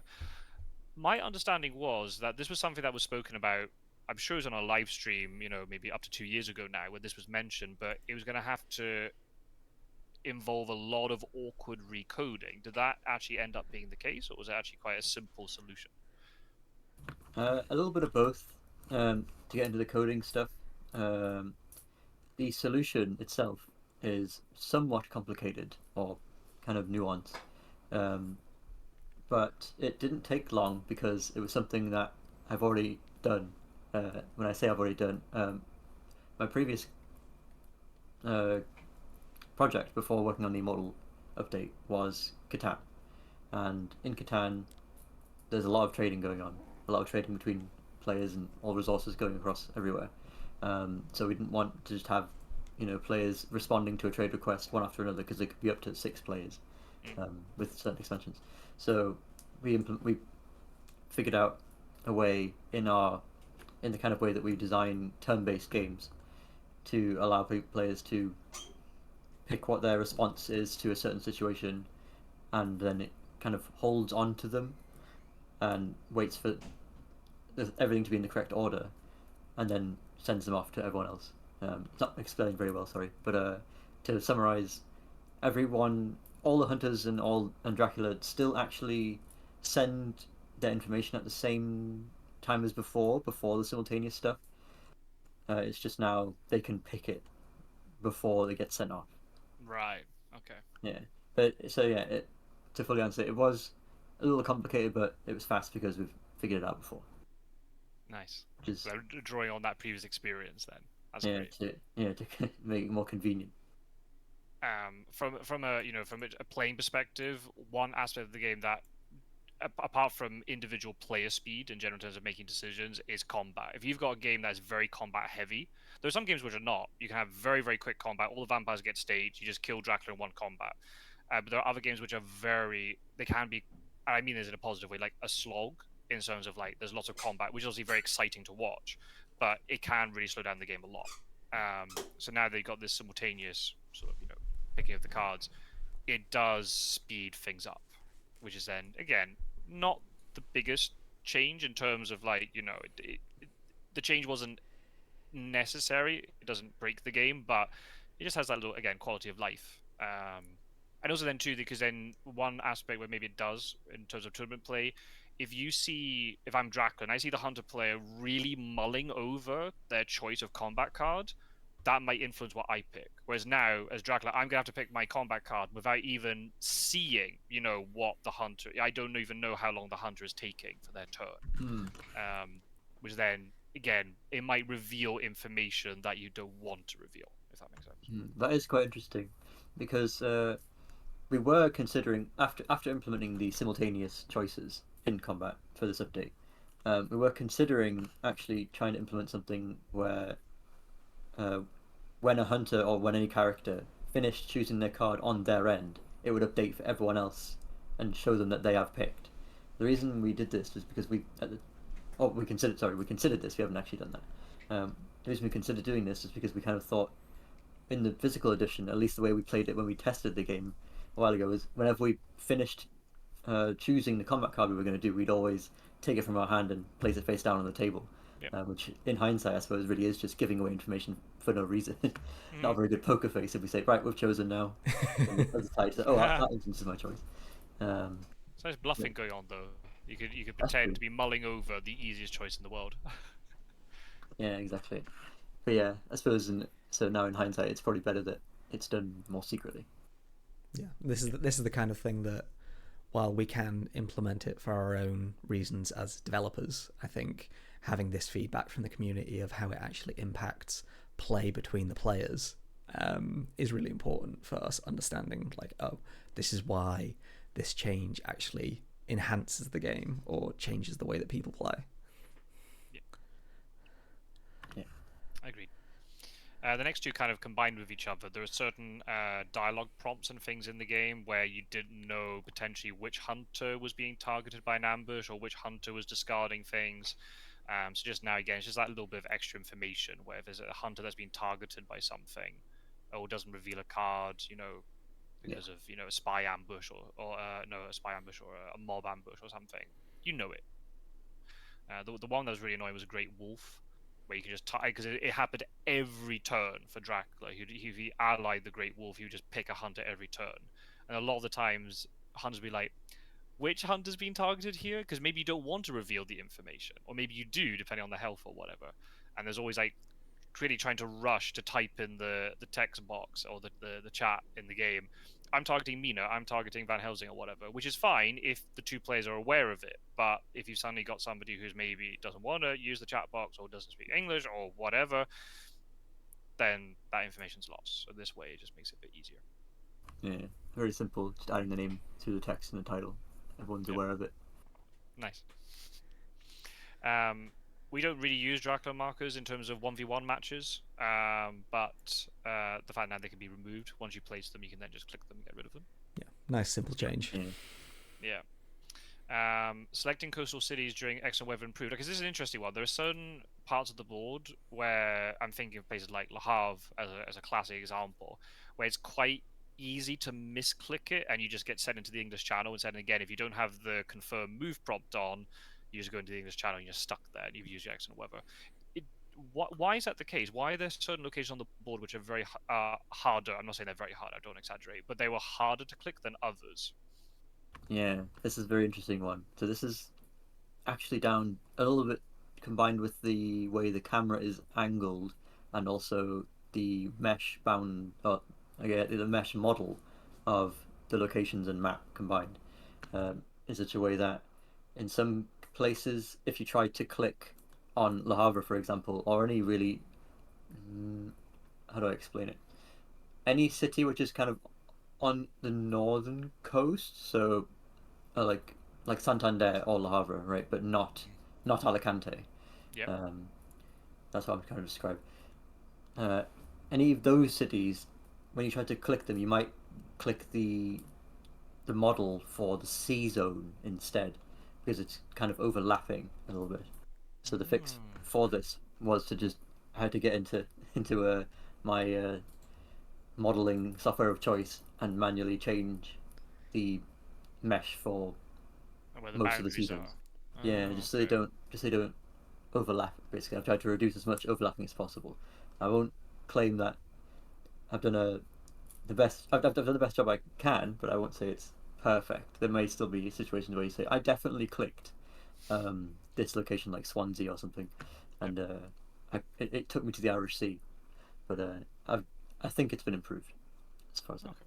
Yeah, and that's the thing. Is like once we play loads of games, we'll notice, to what extent it's been improved, and obviously then we can give feedback if that's the case.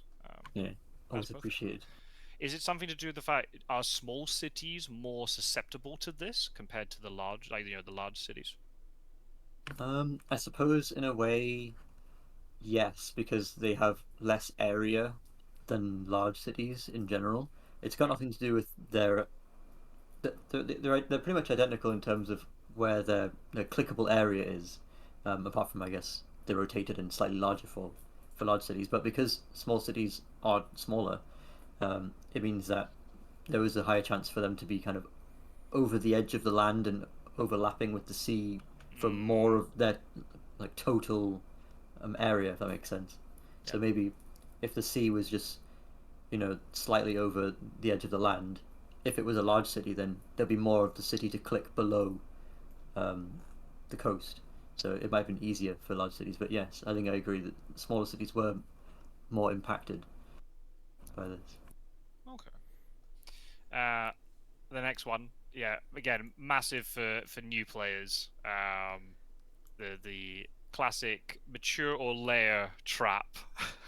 I've seen so many vampires getting layered instead of gaining all that wonderful influence from them. So yeah, if Yeah, people don't know, I mean, I don't think, I guess it doesn't matter. I suppose if they don't know it, they don't have to worry about it anymore. But the whole idea was in the original version that if a location slid off the trail, the prompt would say something on the lines of, "Do you want to promote this city location with this encounter to a layer?" Um, which um, is an interesting choice of phrase because maturing is normally the thing you want to do rather than layering. Mature is normally the default thing you want to do. because layering is kind of like an advanced rule, Yeah. not Yeah. mature. So the default is normally to mature things, and also it's the fact they're using like, again, I don't know how non-native speakers of English would view this, but promote indicates something like positive. So if you're non-native and you've read that, you might go, "Oh yeah, promote. That sounds promising." Yeah. And then it doesn't do Yeah. the thing that you expect it to do. I believe this was implemented, or the wording was chosen, I think, purely from some kind of isolated view where maturing wasn't considered. It was considered as, okay, so this is a hideout, and now we have the option to change it into a lair. That's a promotion. It's Yeah. a Right. it's a better version of a lair, probably because it's a better version of a hideout because it can have more, or you're about to add more encounter cards, but I guess hideouts can also have more encounter cards. But yes, I agree. The fact that it was a yes/no dialogue as well definitely compounded with the confusion about what you were actually about to do.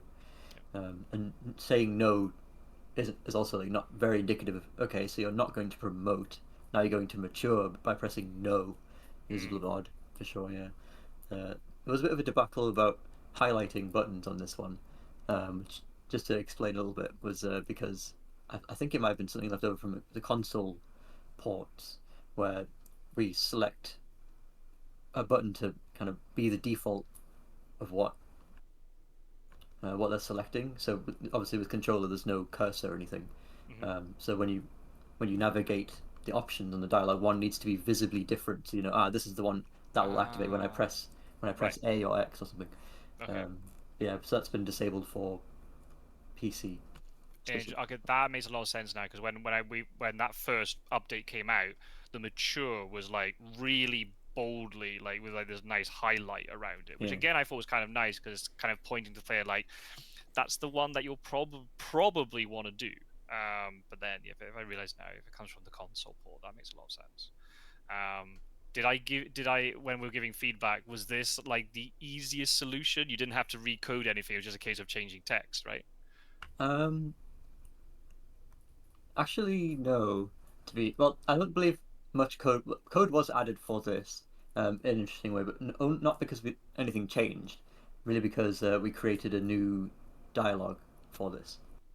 As in, Also, so it's not a kind of, case of just literally changing the content of a text box. I'm not a developer. yeah. Or code. I've got no idea. Well, I suppose I'm getting a little bit ahead of myself in this case. Effectively, it is the same from any player's perspective. It makes no difference. But the way we implemented it was we created a new like dialogue object called the layer or mature dialogue, I think, where and we added like a new behavior for it and whatnot. But that none of this really matters. I'm kind of waffling about that. It effectively is just changing the text. To be fair. Okay, nice. So you didn't have to start recoding in terms of what option did what. It was like No. the one which was no to promoting to a layer is the mature button.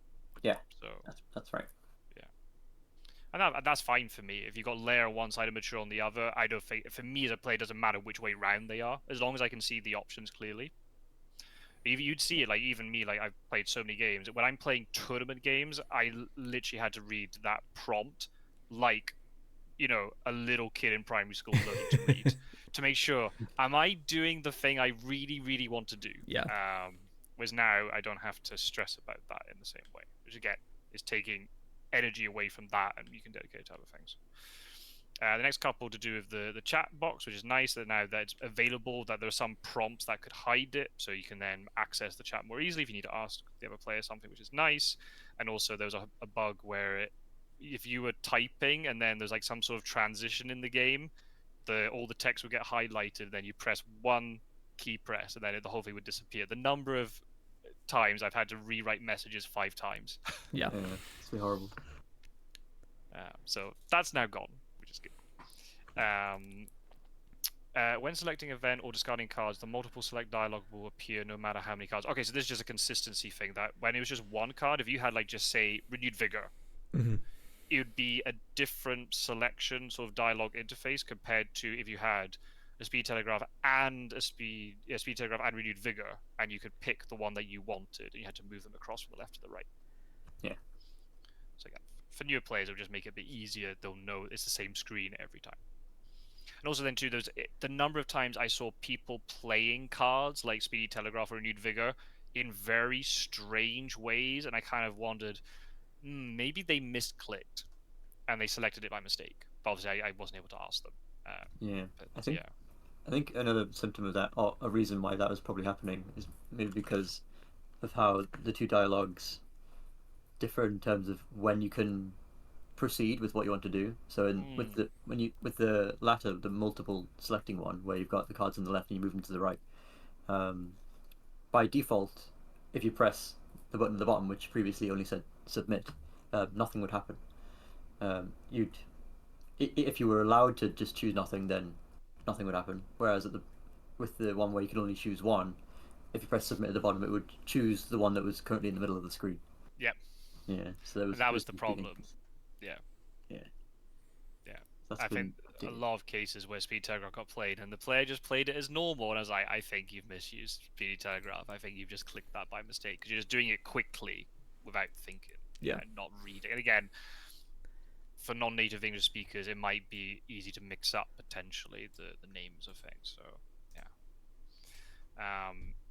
Oh yeah. So now Kadif is more visible, which is nice. It was kind of hidden there, depending on the Yeah, resolution. I saw one player in the tournament who had a view of the game, a resolution I've never seen before, and there was so much like almost like table surrounding the board. I was like, oh, that's neat. Yeah.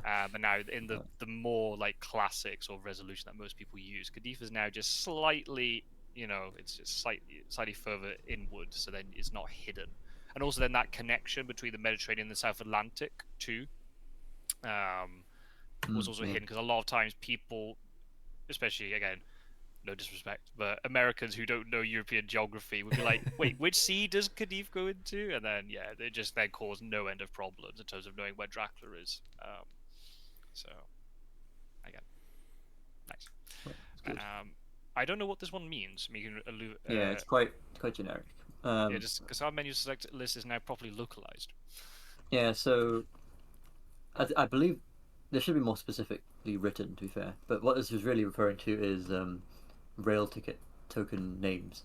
Before, I believe it was I think whenever you chose to discard a ticket using the multiple selection dialog, um, when you selected a ticket on the left and it moved to the right, the right side would display something like ticket underscore 3_2 or something. Okay. Now I've just made it a bit nicer to read, so it's ticket slash 3/2 or something similar. So it just appears more like the card, I believe. Okay. All right. That makes sense. Yeah, it's a little bit more human readable. No Mhm. underscores. Nice. Yeah. That's fair. Oh yeah, this one. Every player's had this problem at some point. So when you activate plotting in combat, it then shows you all the cards that you can take something from, and the number of times I'm trying to work out this is the card I'm playing in the next round of combat, and so I'm like, no, it's the one. I'm I'm Yeah, plotting. it's I'm taking plotting. the Yeah. card into my hand. Yeah. So yeah, again, there's a nice little quality of life. It says you're taking this card, you're not playing it. Again, nice. Um, next one, a single player can no longer play multiple planned ambushes at once. Obviously, this is not a bug that was very frequent because hunters don't normally run around with double planned ambush, but clearly there was something that could happen with that. I'm trying to remember Yeah. exactly what happened if they did. Did they end up playing that with both round one and round two that they would be able to change cards? No, I don't believe so. All it would really do is just waste a planned ambush. It wouldn't Ah, change anything Yeah. in combat, as far as I okay. know. Oh, okay. There's a waste of a card. Was a bit of a shame. Yeah. I think it just led Yeah. to another one of those feel bad situations where players would be like, "Oh, that didn't work." Given that I was given the option to do it, I expected it to do something, but it then Yeah. just wasted the card. Yeah, if I wanted to be snooty and say, well, technically you should be able to do this, but there really is no reason anyone would ever want to do this, so we don't want anyone to accidentally do it. Yeah. Yeah, I agree. Hunters can discard rail tickets after collecting new tickets. This is a rule that I didn't know. This is one that I can't remember who it was who brought it up, or maybe I was reading the rules reference to find something out, and then I discovered the rule. I can't remember where this rule came from. It was one that for a long time I didn't know that it was the case. Because when you see people playing it in real life, they don't do it in the digital edition. It wasn't done. Um, Yeah, but obviously, as a hunter player, I really like this just because it gives me more flexibility in terms of tickets. So the reason why this is important is if you pick up a ticket and you don't like the ticket, you just instantly throw it back into the pool. This is more important because the meta of the way that we play is with an item called Fast Horses, which is basically when you activate Fast Horses, you draw a ticket from the common pool, not the ticket you're holding on to, but from the pool of tickets which are left, and whatever yellow number is on it, you move those number of spaces. So what you're kind of trying to do as hunters for the whole game is you're trying to manipulate this ticket pool so that you move 2 spaces every turn. The thing that you try to do then is spend an action at night by drawing a ticket to try to reduce the number of non-yellow 2 tickets in that pool. But the thing is, if you pick up you take that action at night and you've got a yellow 2, you're now stuck with that yellow 2 ticket which you don't want, and it means you've made the economy of the tickets worse. You made it more likely that the next turn you're not going to roll those yellow 2. Whereas this time, now with this change, I can freely, try to find those last, tickets that I want to take out of the ticket pool. And if I pick up a yellow 2 and I don't need the yellow 2, I'll just throw it back in immediately. And I haven't made my horse economy worse. So it means, again, this is not a change that's going to affect a lot of players, but at the very, very, very high level of hunter play, being able to manipulate your ticket pool more effectively is going to potentially could be the difference between catching Dracula or not. Yeah, it really is just a rule which I think was just overlooked. Perhaps I believe it's only in the rules reference. I think where this is even a possibility to which we allow players to do. It's a possibility we might have been missed a while ago when implementing reserving tickets for the game's release. Yeah, I think this is another good example of something that if you're just looking through the rules in isolation and you're like, oh, the impact of whether or not people can discard their rail tickets after collecting new tickets, that doesn't seem in isolation to be a rule that would actually impact the game all that much. But now that we've obviously seen players play the game so much and all of the tournaments and everything, we can see, actually, that does have an impact, even if it doesn't sound like it would. Yeah, I agree. I'm very impressed, honestly, with the level of hunter play and thought which has gone into playing the game in general, at least with the digital edition. I'm unaware of any maybe real life, like I guess communities of Fury of Dracula which maybe have figured this out. But I guess the meta which has evolved around the ticket pool with fast horses is kind of mind blowing to me. Yeah. Never considered it. No, I was just saying I think the thing is when you play within your own little board game groups, like with the physical edition, your meta very much diverges around your group, and you might not, unless you're really, really keen on the game and you go onto Board Game Geek and try and find videos on YouTube or whatever. It's very much kind of like you're in that little community. Whereas now, the fact there is with the digital edition, it's so much easier to be able to record games and showcase them, and to go on to places like Board Game Geek or on YouTube or whatever, and to say, look, here's how you can get more movement as hunters. Here's how you use this item or whatever, and then it means there's more availability for physical, version players to suddenly be like, oh right, okay, we can do it this way, and discover new things about the game, and then the whole thing will just continue to develop more and more and more. It's really funny when you see a lot of people talk about fast horses in this way, that they think it's very overpowered. And when you say it in isolation, like, yeah, 3 hunters can move potentially 2 spaces every turn. When you say it like that in isolation, it seems very overpowered. But you need to then consider, what are you giving up for that? That's one item slot that you're having to use permanently for a movement. So that means that there's no space for the stake, or for the heavenly host, or for the knife, or the rifle, garlic, or whatever item you want. That's not there anymore. So the individual hunter strength in terms of dealing with encounters and combat is weaker. So that means when you want to try and gang up on Dracula more in sort of multi-hunter combats, and then you've got to spend all of that time trying to get the fast horses, and then setting up the ticket so then the horses don't die by drawing the white one, ticket with no yellow number on it. That can take time. The number of times I've had games where I get all the fast horses, but I can't get the bad tickets out, so the horses aren't really that efficient. Or you set up the perfect ticket economy, and all the fast horses are stuck at the bottom of the deck, and then you're starting to have to make decisions of, do I just keep supplying to get these horses, or do I start trying to move and deal with this trail, which I have to deal with? I'm giving up hoaxes and bodyguards and lots of influence points. It creates then decisions about what it is you're trying to do. And then again, there are some parts of the map where rail travel is just quicker. So then you might want to prioritize that. Um, so yeah, it's very interesting when you see people coming along and trying to criticize this and say, oh, it's very overpowered. Yeah, There just are a lot there, downsides to it. for sure. The next one I assume is just related to the previous stuff we talked about, prompts and things. So instead of saying the word submit, maybe I haven't paid attention fully to it, but there's some word changes to make things a bit clearer. Yeah, when you're discarding cards, it'll say discard. If you're ambushing someone with an encounter, it'll say ambush and things like that, instead of always saying submit. Nice. Next one. Okay, right. Along with the mature and layer prompt, this is another one that catches out new players at least once. Everyone's done this at least once, unintentionally. I have done it intentionally sometimes, and it worked out to my benefit. But so, in the old version, if Dracula tries to use wolf form and hide was available, it would instantly come up with a prompt and say, "Do you want to combine wolf form with hide?"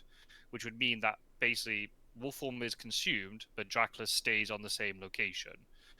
Which many times Dracula does not want to do. If he's using wolf form, it's because he wants to move up to 2 spaces. But it's even worse if that city is already revealed, because then you stay placed and you're still visible. So now it's changed. Again, I haven't tried it since, but I'll try it out and see what it looks like. This is saying now the hide prompt doesn't appear, but you can select your current city if you so wish. Yeah, it's just removing another dialogue, which is always nicer visually for the player experience. And yeah, instead of a prompt which says, "Do you want to play combine these cards?" which sounds quite positive, but it's really kind of a niche play, which you can do, which is in the rules you're allowed to do, but you might not want to do it. But now, if you know, okay, I want to play wolf form, but then when you consider, do I want to play wolf form with hide? Well, you can just click your current location, or maybe if you didn't even know that you could do that, you could say, "Oh, I'm going to play wolf form." And then you click your current location because you saw it was highlighted. Oh, that's strange. Why is my current location highlighted? You can't move to your same location. And then if you do that, then a prompt comes up saying, "Do you want to play wolf form with hide? Yes or no?" And then you can say, "Ah, yes or no." Oh, so there is then a secondary prompt just to ask you, like, are you sure you want to do that? Just to confirm, we added it as a kind of precaution because we imagined people might just say, "Oh, I'll just move that," but they didn't realize it would consume hide. They think they're just playing wolf form. Right. But it's not. It doesn't show the card, and it's not a confusing dialogue with an X in the top right. It's a yes or no. Perfect. That's awesome. That's great. So yeah, the new players out there will rejoice because I've seen so many games end with that, and it happens No. once. I just again, if it's a tournament, you feel really bad about it as well. Again, this was another one. Is a little bit of a rule that I didn't realize was a thing, but again, you're giving Dracula more options. So when Dracula is going to mature a hideout, again, this is not a common situation because you don't normally have more than one encounter on a hideout when it matures. Yet there are situations you can if there was a layer previously or because of hidden schemes and all this sort of stuff. But now you can choose which ones you want to mature, which ones are discarded, and then also then I guess then the order that they mature. Because then if you mature a vampire first, everything else gets discarded anyway. Yeah. So that's really neat. So yeah, this also applies to when the hideout only has one encounter, which you could choose to not mature if you want. I believe this is useful. Maybe if wolves is in a hideout which is extremely isolated and there's no hunters around, and all it does is reveal the encounter. Okay. So you're not forced to layer it. You can mature it, but you don't actually then mature it. Correct. Yeah. Okay. That's neat. Yeah, I like that. Yeah. Niche situation, but it's part of the rules, so it should be.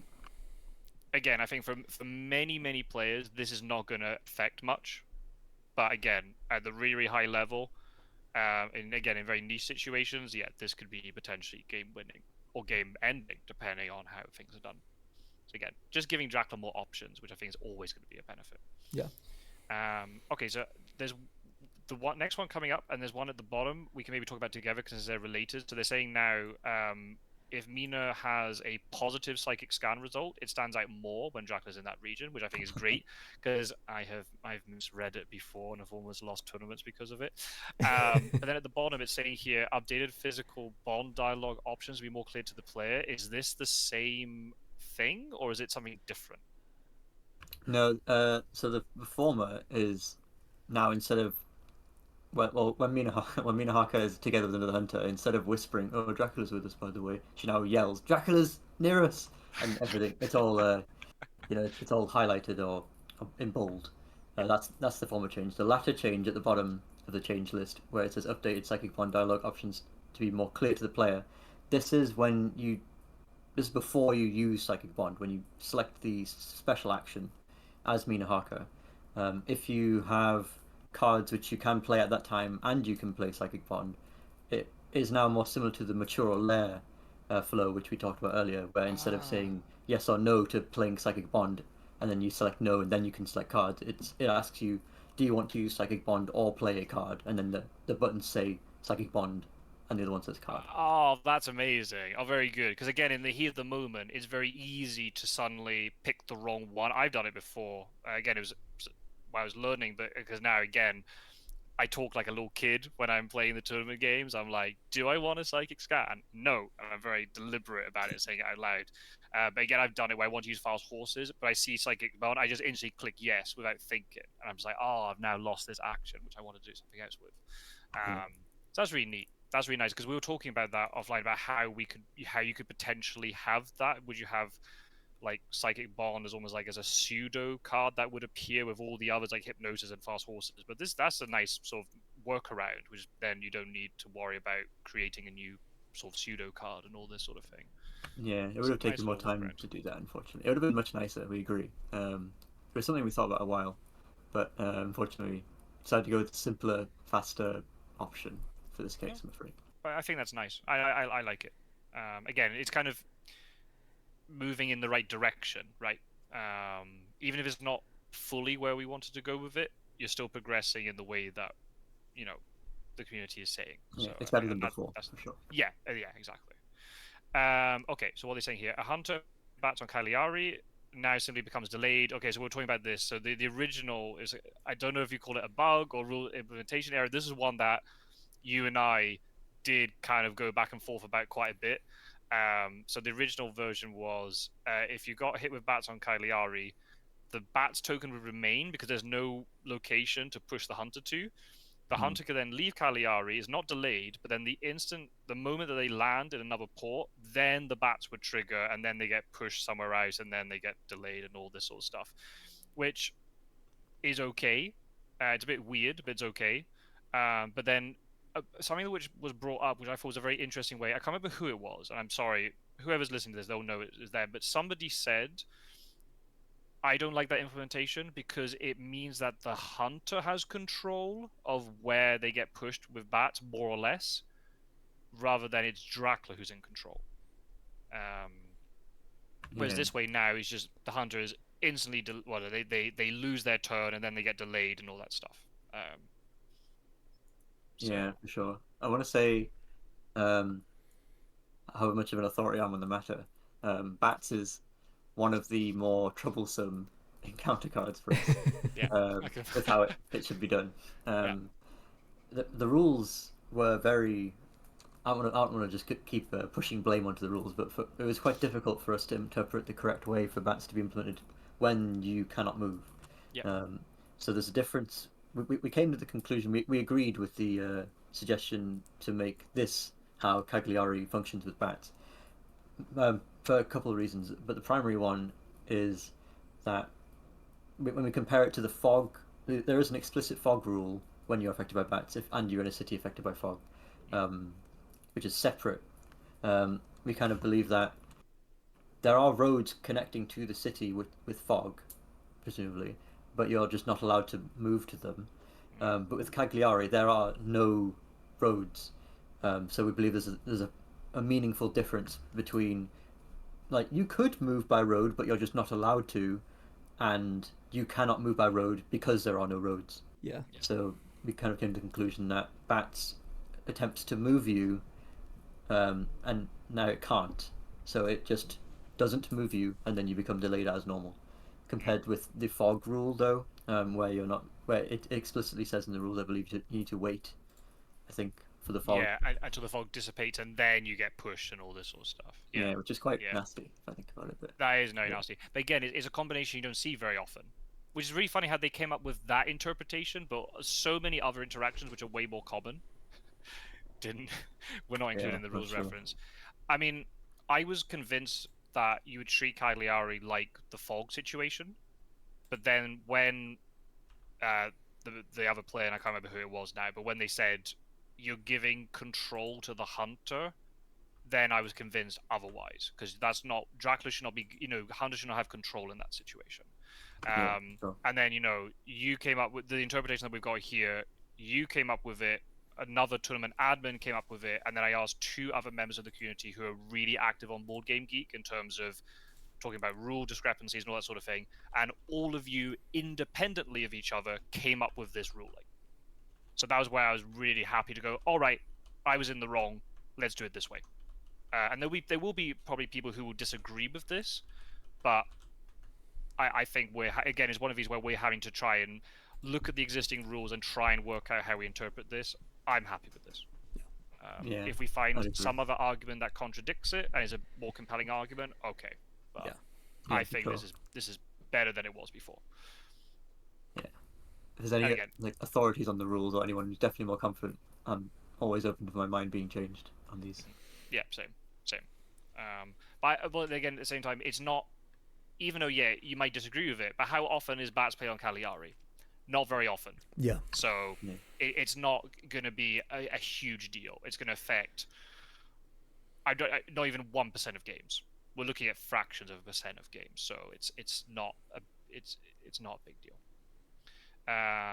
Night supply prompts just saying that there's a danger that you're taking it from the bottom of the deck. That's nice, just for people to be aware, especially if they're a player who's not aware of the physical board game, or maybe they've skipped the tutorial or something. I think that's nice. Players who control multiple hunters now have only one mute button. Okay, so this is a thing that you added very recently, where there's an update where you could then mute spectators in the game if they're being, or even players if they're being annoying in the chat. Now you don't have to mute 4 times. You can just mute once and it's done. I believe it worked where if you clicked mute on any of the hunters which were controlled by the player, they would be muted, but you could mute them more than once, I suppose, if they're being really, really annoying. Wow, that's a new insult. Get quadruple muted. Okay, some things here about the AI. Again, doesn't affect online play, but there's AI Dracula doesn't get trapped. I did notice, it's not in the update, but I did notice there's a thing when you go into local games where the AI now has different settings, E and M, and I assume easy, medium, hard. It wasn't yourself, Erdr, but one of the other developers was talking. It was maybe something that was from a previous update that was in the works, but then didn't get completed, or maybe during the PlayStation version or something along those lines. Yeah, something similar. The AI is honestly a constant, somewhat tweaking and ongoing thing where it's far from perfect.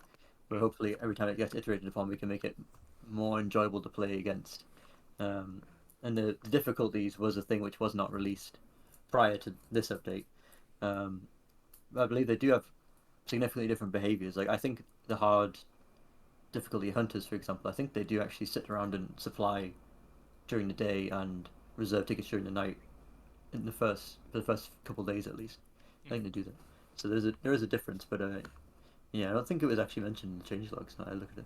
No, it wasn't. And that's why I was really surprised. There was another player. I just mentioned it to me. I was like, "Oh, I'm seeing all these things to the AI." I was like, "They haven't done anything to the AI. What are you talking about?" And then I checked, and it is a thing. Yeah. I mean, we talked about it, Tom, in the previous video we did. It's just so hard with this AI because there's so much like hidden information. How does the AI use that information? Something that really, a human can do it, because a human then has to make logical choices based upon hidden information rather than just knowing the information exists. Yeah, you have to make educated guesses, and like we've discussed already, there's certain people that will take risks and there's certain people that won't, and depending on that situation, is it right to take that risk? Like leaving that up to the AI means that there's a lot of different information the AI needs to consider, and sometimes when there's that much information to consider, it can do something that doesn't seem like it's taking the right priorities into account. Yeah, I agree. It's good. I think the AI is great to sort of learn the game and get used to things, but yeah, I mean, against humans is the way to go. So if you're playing against the AI, come and join the community. There's lots of people who want to play games with you. Encounter card source hideout is now displayed if hide is involved. Ooh. explain. Yeah, that's not very well worded actually in hindsight. But generally, Don't worry. if a hideout is being searched or ambushed by or on a hunter, and hide is involved now, so that maybe if you're searching Madrid, and it's got hide attached to it, um, the cards when you choose which order to search or ambush them in, there's now a bit of text underneath the card itself on the left side of the dialogue, which tells you is this in Madrid or is it in hide. Okay, so it's not okay, yes, because the way it used to be done was the location card encounters were on the left, or like the first ones you'd see, and then when you cycled like to the right of the list, then you got to the hide ones. So now it has the name. Yeah. That's nice. Uh, Because again, it's very easy to mix up if you don't know it.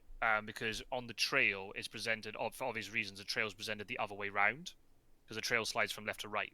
So the yeah. hide card is furthest left, but then when you look at it in the ambush or search, especially during the search dialog box, the hide is actually behind, and that might be easy to mix up. And again, if you're trying to stake vampires and all this stuff, I've seen it being done wrong so many times.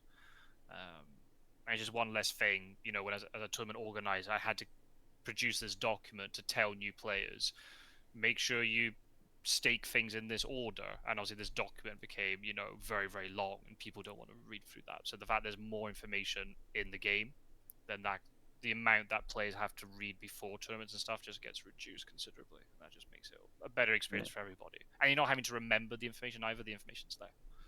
Yeah. Excellent. Yeah, now there's another one. Yeah, recent one. Spectators now. So if you join an online lobby, but you only want to spectate, because you hadn't selected a hunter or a Dracula role, the game wasn't able to start. Whereas now, the game can be started. So how does this work? When you go into the lobby, do you have to say I want to be a spectator, or you just select nothing? There's no extra step. So let's say three people join a lobby, one player selects all hunters, one player selects Dracula, the other player just doesn't select anything, and if the game begins, then they'll be assigned to be a spectator. Nice. Because the problem we used to have was then if we're trying to record tournament games from a third person perspective, we'd have to wait for the game to start, which is not a big deal. Not really. But still, then it meant that we couldn't start recording or whatever until before that. And then if it was a private game where the game is hidden, we had no idea. So then the players would have to message on Discord and say, "Oh, the game started." And again, then it means they're jumping in and out of the game. It's not a big deal, but it's just having that little bit. It's more fluid. It's just gonna be nicer. Yeah. Yeah. Oh, so there's another one with just planned ambush now. The fact that if you accidentally misclick and say that you want to change your card, but then you realize you don't want to change the card once you actually see all your array of items and things, because you can't view the items during that dialogue box, then it just means you can reselect the card if you want. I know that's not how planned ambush technically works, but it's just that it evolves. It basically means that there's no misclicks will happen. You can get around that problem. So Yeah. It's just an ease of use thing. yeah. Accepting, like, being more accepting of mistakes, like you say. Yeah, exactly. And again, it's not going to. Most players will use planned ambush correctly, so it's not going to affect much. But just on the one occasion you misclick, the cards will be available for you. Especially if you've got multiple planned ambushes in a fight, you might in the heat of the moment forget which hunters have which items and which planned ambush you're doing. So it just makes it a little bit easier. Viewing information no longer gets interrupted when another player performs an action which uses the same dialogue. In terms of like things getting blocked. I see viewing discard power when right, yeah, I've had it before when I'm viewing an item discard power, then another player does something and I literally cannot scroll through the discard power or anything. Yeah. Yeah, if you're viewing a discard pile and someone else, supplies or reserves a ticket or something which uses the same thing, it would override your viewing of the discard pile and show you something else, and you'd have to re-click on the discard pile. So now it uses two separate dialogues where I believe the discard pile or whichever one you opened is shown first, so that you choose when you stop viewing something. And then Yeah. once you've clicked out of that, do you then see the hunter action even if it was done say 10 seconds ago, or do you miss the action? Right now, it's you. If you're viewing something and something happens behind the dialogue, you miss it unless you close quickly. So I suppose yes, it is somewhat been placed on the players to not miss things, but Um, I think to if make you're it taking the time smoother. to browse through the like the discard pile, for example, you need to account for the fact that things are still going on while you're doing that. I suppose this is a bit of a deviation from how a lot of the game is kind of done. And now you've highlighted this because a lot of the way the game is done is it's pretty difficult to miss things in the Yeah, game. You're just looking at the screen. Mm. A lot of, like that's what a lot of the dialogues are. They just pop up and say, "Okay, this is now the hunter's ally. This is no longer the hunter's ally." Excuse me, things like that. But I suppose in this way, it's now possible to miss something if you're choosing to look at something else, which might be a bit of a concern. Mm. So maybe I don't know how easy to read the code, but it could be a way like there are some prompts which, as a spectator, I've necessarily thought of something I'm going to give you feedback on, but I'll do it afterwards. Um, if you're like spectating something, if you don't click OK for say a minute, then suddenly all the previous actions that the hunter has done or Dracula has done suddenly whiz across the screen very quickly. Is it a way that you can maybe do it like this? Like when you go into the discard pile, you'd have to click like an OK to get out of it. I know that's creating another click, which you don't really want to do, but then you see the action repeated, or not repeated, but then it shows you that action that was done, say, 20 seconds ago. Hmm. I imagine it might be a bit simpler, at least from our perspective, to perhaps somehow await your closing of the dialogue and then we'll show so nothing goes on in the background at all until you finish closing your dialogue. Or something like that. Yeah, it only shows you it once you've closed it. Yeah, that's possible. Yeah, I mean, in that way, you'd still miss players moving, sorry, characters moving on the board. You'd still miss that. So maybe Hmm. it's a little bit more complicated, perhaps, than I initially thought for this change. Because there's one bit of feedback that somebody gave in the Discord, which was like a log of all the actions that were taken. I was initially dismissive of this idea because I don't want, as a player, I'm not interested in scrolling through all the actions that were done. In a case like this, that might be helpful. If you're viewing something and something's hidden from you, you can quickly pick up like a little like text box or something, and it shows you what the actions have been during that time that you're looking at the discard pile. But again, then you're having to implement something else. So one to yeah, I think don't know if about. it's an easy. I'll Yeah, make a note for exactly. this. We can put it on the. We can put a pin in it. Yeah, and come back to it. Then the other ones we got here in terms of like it was a discussion that we've been having quite a lot in terms of in the community and also in the background in terms of in the digital edition there's a lot of waiting for prompts in certain moments of the game, and I perfectly understand why these prompts exist because you want to make sure that players know something's happening, a player is thinking or whatever. But the thing is, there are certain prompts that reveal information. So dawn Yeah. on dusk prompts, for example, and because you're having to cycle through all the hunters, so you can start you can basically count the number of dawn or dusk events that a hunter has. If Dracula has a card that's played at the end of the Dracula phase, that reveals information. So they get a Dracula card, you start saying, oh, right, they've got something that activated at the end of the Dracula phase. Right, what ones would they be? Unearthly Swiftness, Darkness Returns, blah, blah, blah. And you can start eliminating. And that's information that is being revealed, which shouldn't be revealed. So there are a lot of these prompts are being either reduced or I've realized they've been obscured behind a very basic prompt. I saw it in the game I played yesterday or a couple of days ago where it said, we're waiting for the hunter to do dawn actions, but Yeah, we don't know how many dawn actions there are, or even if there are any. Yeah, correct. Yeah, so ones which are obscure right now, as we can see already, is that if a hunter is being ambushed before combat and at dawn or dusk, the dialogue will always show. The waiting for will always show, and it won't change depending on what the hunters choose to do. Yeah. Especially for Dracula, this is merely just for Dracula to not find out information. Mm. And also then from hunters in terms of like what Dracula has. And again, Yeah, it does maybe reveal some information if they click that prompt screen like really quickly. Then you probably know, they probably don't have a dawn event. But then again, there's an idea here for bluffing as a hunter. If I've got no dawn events, I might maybe sit there for like 5 seconds or 10 seconds yeah, before continuing with the process of dawn. So then Dracula's going, oh wait, maybe they have got renewed vigor. Which again, yeah, in the real board game, that's what you can do. You can bluff your way through dawn and dust prompts and things. yeah. The way this is implemented does not use a timer, so basically players can like most of the dialogues when well all of the dialogues when they're making a decision of some kind, it doesn't rush them. we're quite concerned about rushing people in this way. Maybe there's some situations where they need to choose something where they've got 4 cards and need to consider carefully what they do, and there's not enough Yeah. time to do that in maybe however many seconds. We don't want the time that we'd give them to be too long, because then the game would get drawn out a lot more. We don't want it to be too short, so they don't get rushed. So we thought we'll just keep it consistent with how the rest of the game is, and just give them infinite time. And the only tell that Dracula gains from that, or anyone gains from that, if it's on the opposite side, is how long they take to make the decision. Yeah, and I think that's how it would be in the physical board game, right? You're having to, by the way that the play. I know we play 1v1, which is not the natural way to play the game. It's supposed to be done as a community-based thing where Dracula can listen in, but it's the same thing where Dracula's then gaining information, potentially the way that hunters are taking time to think about their decisions. That's the one. Yeah, That's probably the decision I spend the most time thinking about in a game. I generally try to play games quite quickly, not to expend a lot of energy, because when games become very long, it's very easy to get tired and then you make mistakes. But the one I'll always think really carefully on is, do I want to play Renewed Vigor and Speed Telegraph here? Yeah. And especially now with the fact where I can see the map a lot more, I'll be able to make better judgments in terms of where to play those cards, because that could potentially win the game for you if you get that right.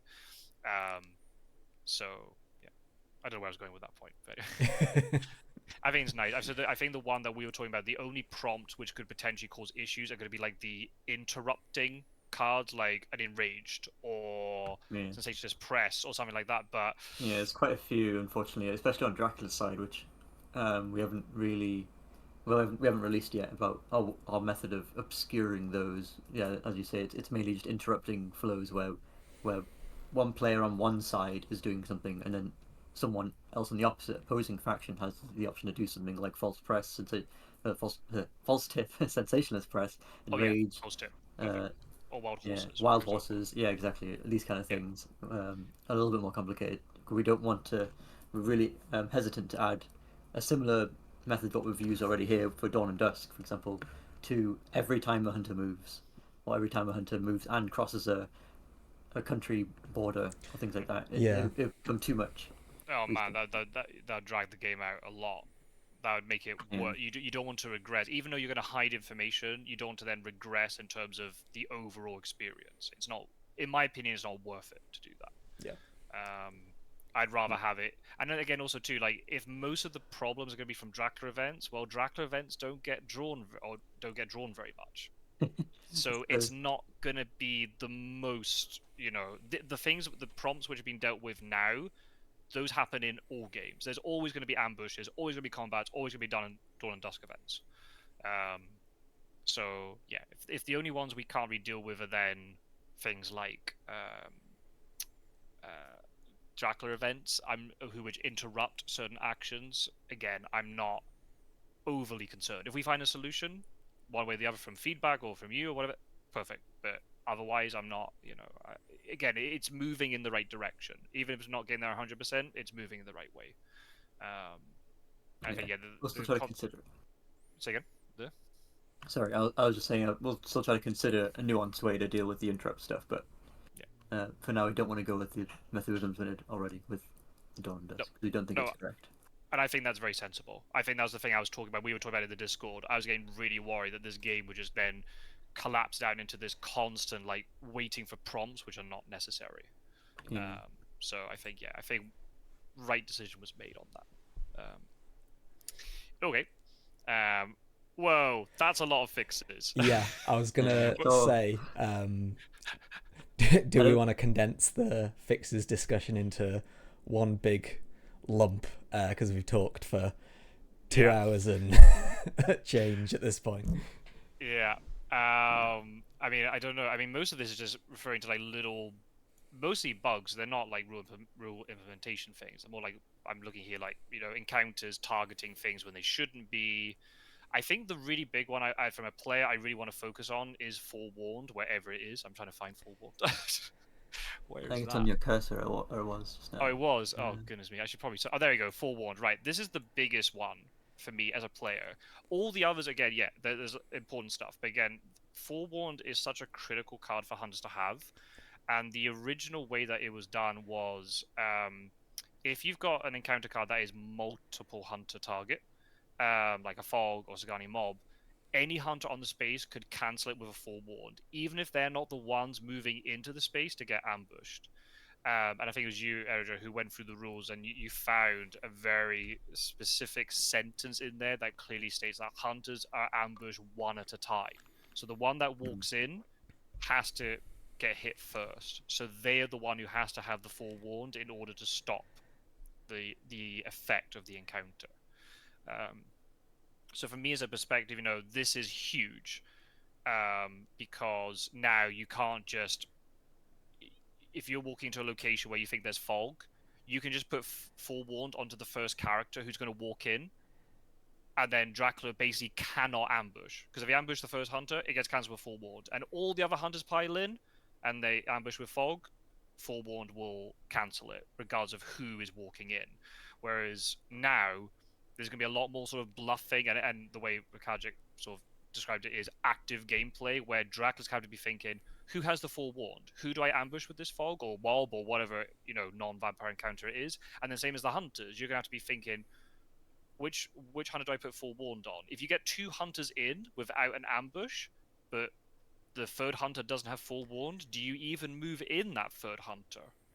Do you risk the 2v1 combat, or you try to get the third hunter in there, but then they might get hit with forewarned? Yeah, So there's going to be a lot more interactive gameplay and a lot more bluffing involved, which is just going to be fantastic.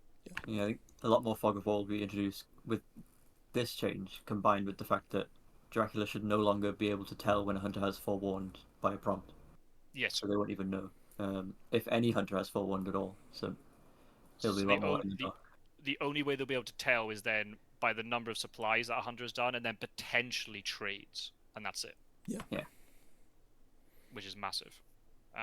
So that just is going to create a huge. And for me, I can't remember when I did a video where I was comparing all the hunter events. I don't know where I put forewarned. I think I can't remember if I put it A tier or S tier. I think now this definitely takes it down. I'm not saying it's not rubbish. It's a very good card, but it's not just a blanket now S tier. It's going to require a lot more work and strategy to make sure you get it right in terms of the timing of when you ambush and then who has the forewarned, which is just more great. Interesting, I'd say. Yeah, I agree. Nice. Is there anything I from was this lot about to say there's probably one more fix that we can talk about that's quite interesting. So it's the one that is currently right at the bottom of your screen. Fixed the ambient audio for being in a port city when Dracula is not revealed. So, do you know about this, Scott Sword? I do not. Oh, this is intriguing. So, yes, I thought this is a reveal if you really want to do this. Exclusive reveal. Quite embarrassing, really. Yeah, I'm happy to reveal this because while we're on this discussion, it seems like the best time to reveal this. So, I got a message on Discord privately from a Fury of Dracula player who pointed out that they'd noticed, and I don't know how this had only just been noticed when it was at this stage of changing the beta, but there is in the game, when Dracula moves to different locations, there's like an audio sting. There's like a noise that it makes that's associated with that movement. That audio is slightly different depending on if Dracula moves to a port city or a non-port city. Is that correct, Edward? Yeah. That's right. So wow. The issue is that audio sting was still different even if Dracula hadn't been revealed at that point. Oh. So technically, wow. You so could. No deduction, just listen to the music. Yeah, and you could go, that's a different sting. Dracula's in a port city. You wouldn't know which port city it was, but you would know he was in a port city. I'll be honest. This might sound very deceptive. I almost didn't want to include this as part of the change logs because I think it would. I think it might make people just ruin. Oh, I'll previously has someone cheated? One must have used this before. Yeah, there was a lot of debate about hang on, is this actually something? In some situations, especially maybe in the east of the map, for example, that you can just immediately tell, oh, he's in Constanta or Varna or something similar because he only could have moved to one port city. Wow. Yeah, it's really quite embarrassing. This was in the game. Yeah. So That's that one incredible. person that noticed it, I massively appreciate the fact that they sent me a private message, because it would be entirely possible for them to go, you know what, I'm not going to tell nobody about this. I'm just going to keep this to Like this. myself, Wow. and have that secret knowledge in the back of my head for all of my future Fury of Dracula games. So massive kudos to the person that sent me that message on Discord. Massively appreciate it. Wow. Yeah, very well done. Whoever that's incredible. I had no idea. But this is not. There's not just a beta thing. This was a No, this is live. Yeah, uh, this has been yeah, in the game for the past 4 years. yeah, Oh man, yeah. that's incredible. I had no Nothing to brag idea. about, really. I guess for a lot of the time, we turn the music down quite a bit, Yeah, especially when we're in Discord calls with each other or trying to record or whatever. We want to try to pitch, music volume to. I don't know for people who don't record, but for me, I turn I love the music. Don't get me wrong, but I turn it down so then it balances well with the voice. So I had no idea. I didn't pay attention to it. To be fair, it is. I think it's actually part of the sound effects volume, if I'm not wrong. Ah. I believe it's part of the music. Which I'm not sure how many players keep the SFX up or down in the settings, but yeah. I think it's tied to the SFX. It might be why it's taken so long for someone to actually notice it. Goodness. Because also there's a lot of sound effects I didn't realize were in the game. There's one of the players from the New Blood Championship who plays with no music at all. Yep. So they only have like the sound effects. And there are loads of sound effects that I'd never heard before. Just because, the music is kind of like the dominant sort of sound that you'll hear. Um, so yeah. Wow, that's incredible. You heard it here Very well done to the first. person who worked that out. That's very impressive. Yeah. It is impressive that they figured it out, to be fair, yeah. But shouldn't have been in the game. No, no. Well, none of Good. the things on the fix list should have been, to be fair, but this one especially is a little bit daunting. Yeah. I had no idea. Wow, that's amazing. So there's, as you said, we're not going to go through them all for obvious reasons, but there's so many fixes, and again, a lot of them don't affect the majority of games. It's not like, but still, Yeah, there were it's stuff things. that's been reported either in the Discord or on the Steam forums Yeah, many times over the years that have helped us identify exactly what we needed to come back and fix. I think that was the big thing for you, Ethan, Yeah, is right. being able to come back and say, okay, I don't need to start from scratch on what needs fixing and what's currently an issue. I have a comprehensive list of community reported issues. Yeah, exactly. So I wasn't just stabbing in the dark. Like maybe they've encountered this before, but with the list, I can clearly go through and say this is things that people have already experienced, so they know it's in the game. So these are the priority ones. yeah, If there might be other bugs outside of the list which we received, but the priority is working on the list which we've already received. Yeah. yeah, perfect. That's absolutely great. And we really appreciate, all the work that you have done in terms of going through all this, and yeah, the whole game experience is just gonna be better. We're not constantly thinking as players, oh wait, something might happen here. Oh wait, then that person won because spy ambushed multiple people and all this sort of thing. It's just again moving it in line with how we would expect the cards to be played and Yeah. how everything. Yeah, so it's just been fantastic. There's so much stuff. So I'll recommend to people. We won't go anymore for obvious reasons, but we'll leave a link in the comments to all of the changes. Obviously, if you're a new player who doesn't know about Digital Edition of Fury of Dracula, then obviously you don't have to worry about any of this. But you can worry about it in the terms of there is an active community in terms of reporting bugs, and there's also an active side from from Nomad in terms of looking at them, and if they are able to be replicated and fixed, then they can be replicated and fixed. So there you go. Any last words before we sign off? Not much from me other than appreciate you taking the time to talk us through and having this nice chat about all the changes that are in the Immortal update. Because we discussed previously, like, oh, we should actually sit down and talk through it because there's so many changes and there's so much that's different thanks to this update. I think it's really worthwhile sitting down and appreciating just how much work has gone into it. Yeah, that's pretty much it from me.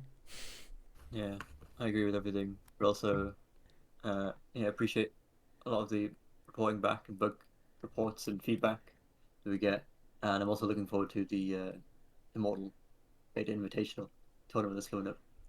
Yeah, It's that's gonna be right. a pleasure to watch. Can't wait. Oh well, I hope you'll enjoy it. It's gonna be great. Yeah, so people don't know we've got a tournament starting. We've kind of organized it sort of internally, so it hasn't been publicized much outside of Discord. But yeah, we've got some. I think we've got 10 or 12 players going to be taking part, all with the Immortal update, with the new trail and everything, and just see what shenanigans we'll come up with. And it's gonna be just really cool just to keep showcasing the update as much as possible. Yeah, we'll be keeping a close eye on the tournaments, and proceedings. everyone's playing the beta. So yeah. So, yeah, so I would say like a huge thanks to both of you for firstly having this chat and for sitting down and talking all about this. You didn't have to, so it's really honoured to be able to talk to you about it, and to we were talking about communication and transparency earlier. Like this, just the fact that you've wanted to sit down and spend over 2 hours talking about this game really goes to show sort of like the level of commitment to it and your willingness to sort of be very open about everything. Yeah, it is a pleasure. And yeah, I just want to say thanks. I'm here as like purely community representative. I wouldn't have stayed in this community as long as I had, would it not have been for the communication I have with like people like yourselves, and then also with all the enthusiasm of the other members of the community. The fact that they've been really responsive to the tournaments and everything that we're trying to organize. I wouldn't have stuck around as long as I have. So to everybody who's in the community who's watching, then thank you very much for all the feedback and playing the game and everything that you do. It's been fantastic. I speak for everyone here at Nomad when I say we massively appreciate it. Yeah. And if you're not a member of the community yet, link in the description. Come along, say hi. Yep. You'll find 3 of us and all the other members of the community around. We're all a nice bunch. We'll help you out in terms of teaching you the game, playing you the game. If you want to take part in tournaments, that's fine. If you don't want to, that's fine too. But we're all here. So if you're interested, you can come and check us out. Yeah. And don't forget to follow Nomad Games everywhere that you can possibly follow. We're on Twitter, Facebook, Instagram. I haven't finished setting up a TikTok yet, but we are going to be getting a TikTok. I just need to figure out how to do that as someone that isn't 12, but I'll get there. We also have a website, a mailing list, so you can sign up for emails from us. Basically, if you want to hear more things from me as the front person of Nomad, just check out Nomad Games. We're pretty much everywhere as Nomad Games, so yeah. Without a doubt, on your version of this video, you'll leave all the links. I will make sure in the description of my video there'll be all of your social media links. So Perfect. Anyway, you can go and find you. You got your monthly newsletter as well. We do, yes. We do a monthly studio roundup where we cover everything that's happened at our small studio of the previous month. And we have a monthly mailbag. So if you've got any questions that you want to throw at us here at Nomad, we literally answer each and every question that comes in to questions@nomadgames.co.uk. So if you want to ask us literally anything, we've answered some weird questions in the past, but we're always going to answer them. So yeah. You'll be pleased though that the question Fury of Dracula update when will not be asked for a very long time. Oh yes. That's the reason why you're doing this update, so that the people in the mailbox will just shut up for a bit. Yeah, trying to get them to calm down on the Fury of Dracula request. Like, we've given you what you want, now leave us alone. Tom, Erdra, thank you very much. It's been awesome. You're very welcome. Thank you as well. Bye for everybody. Bye. Thanks for watching.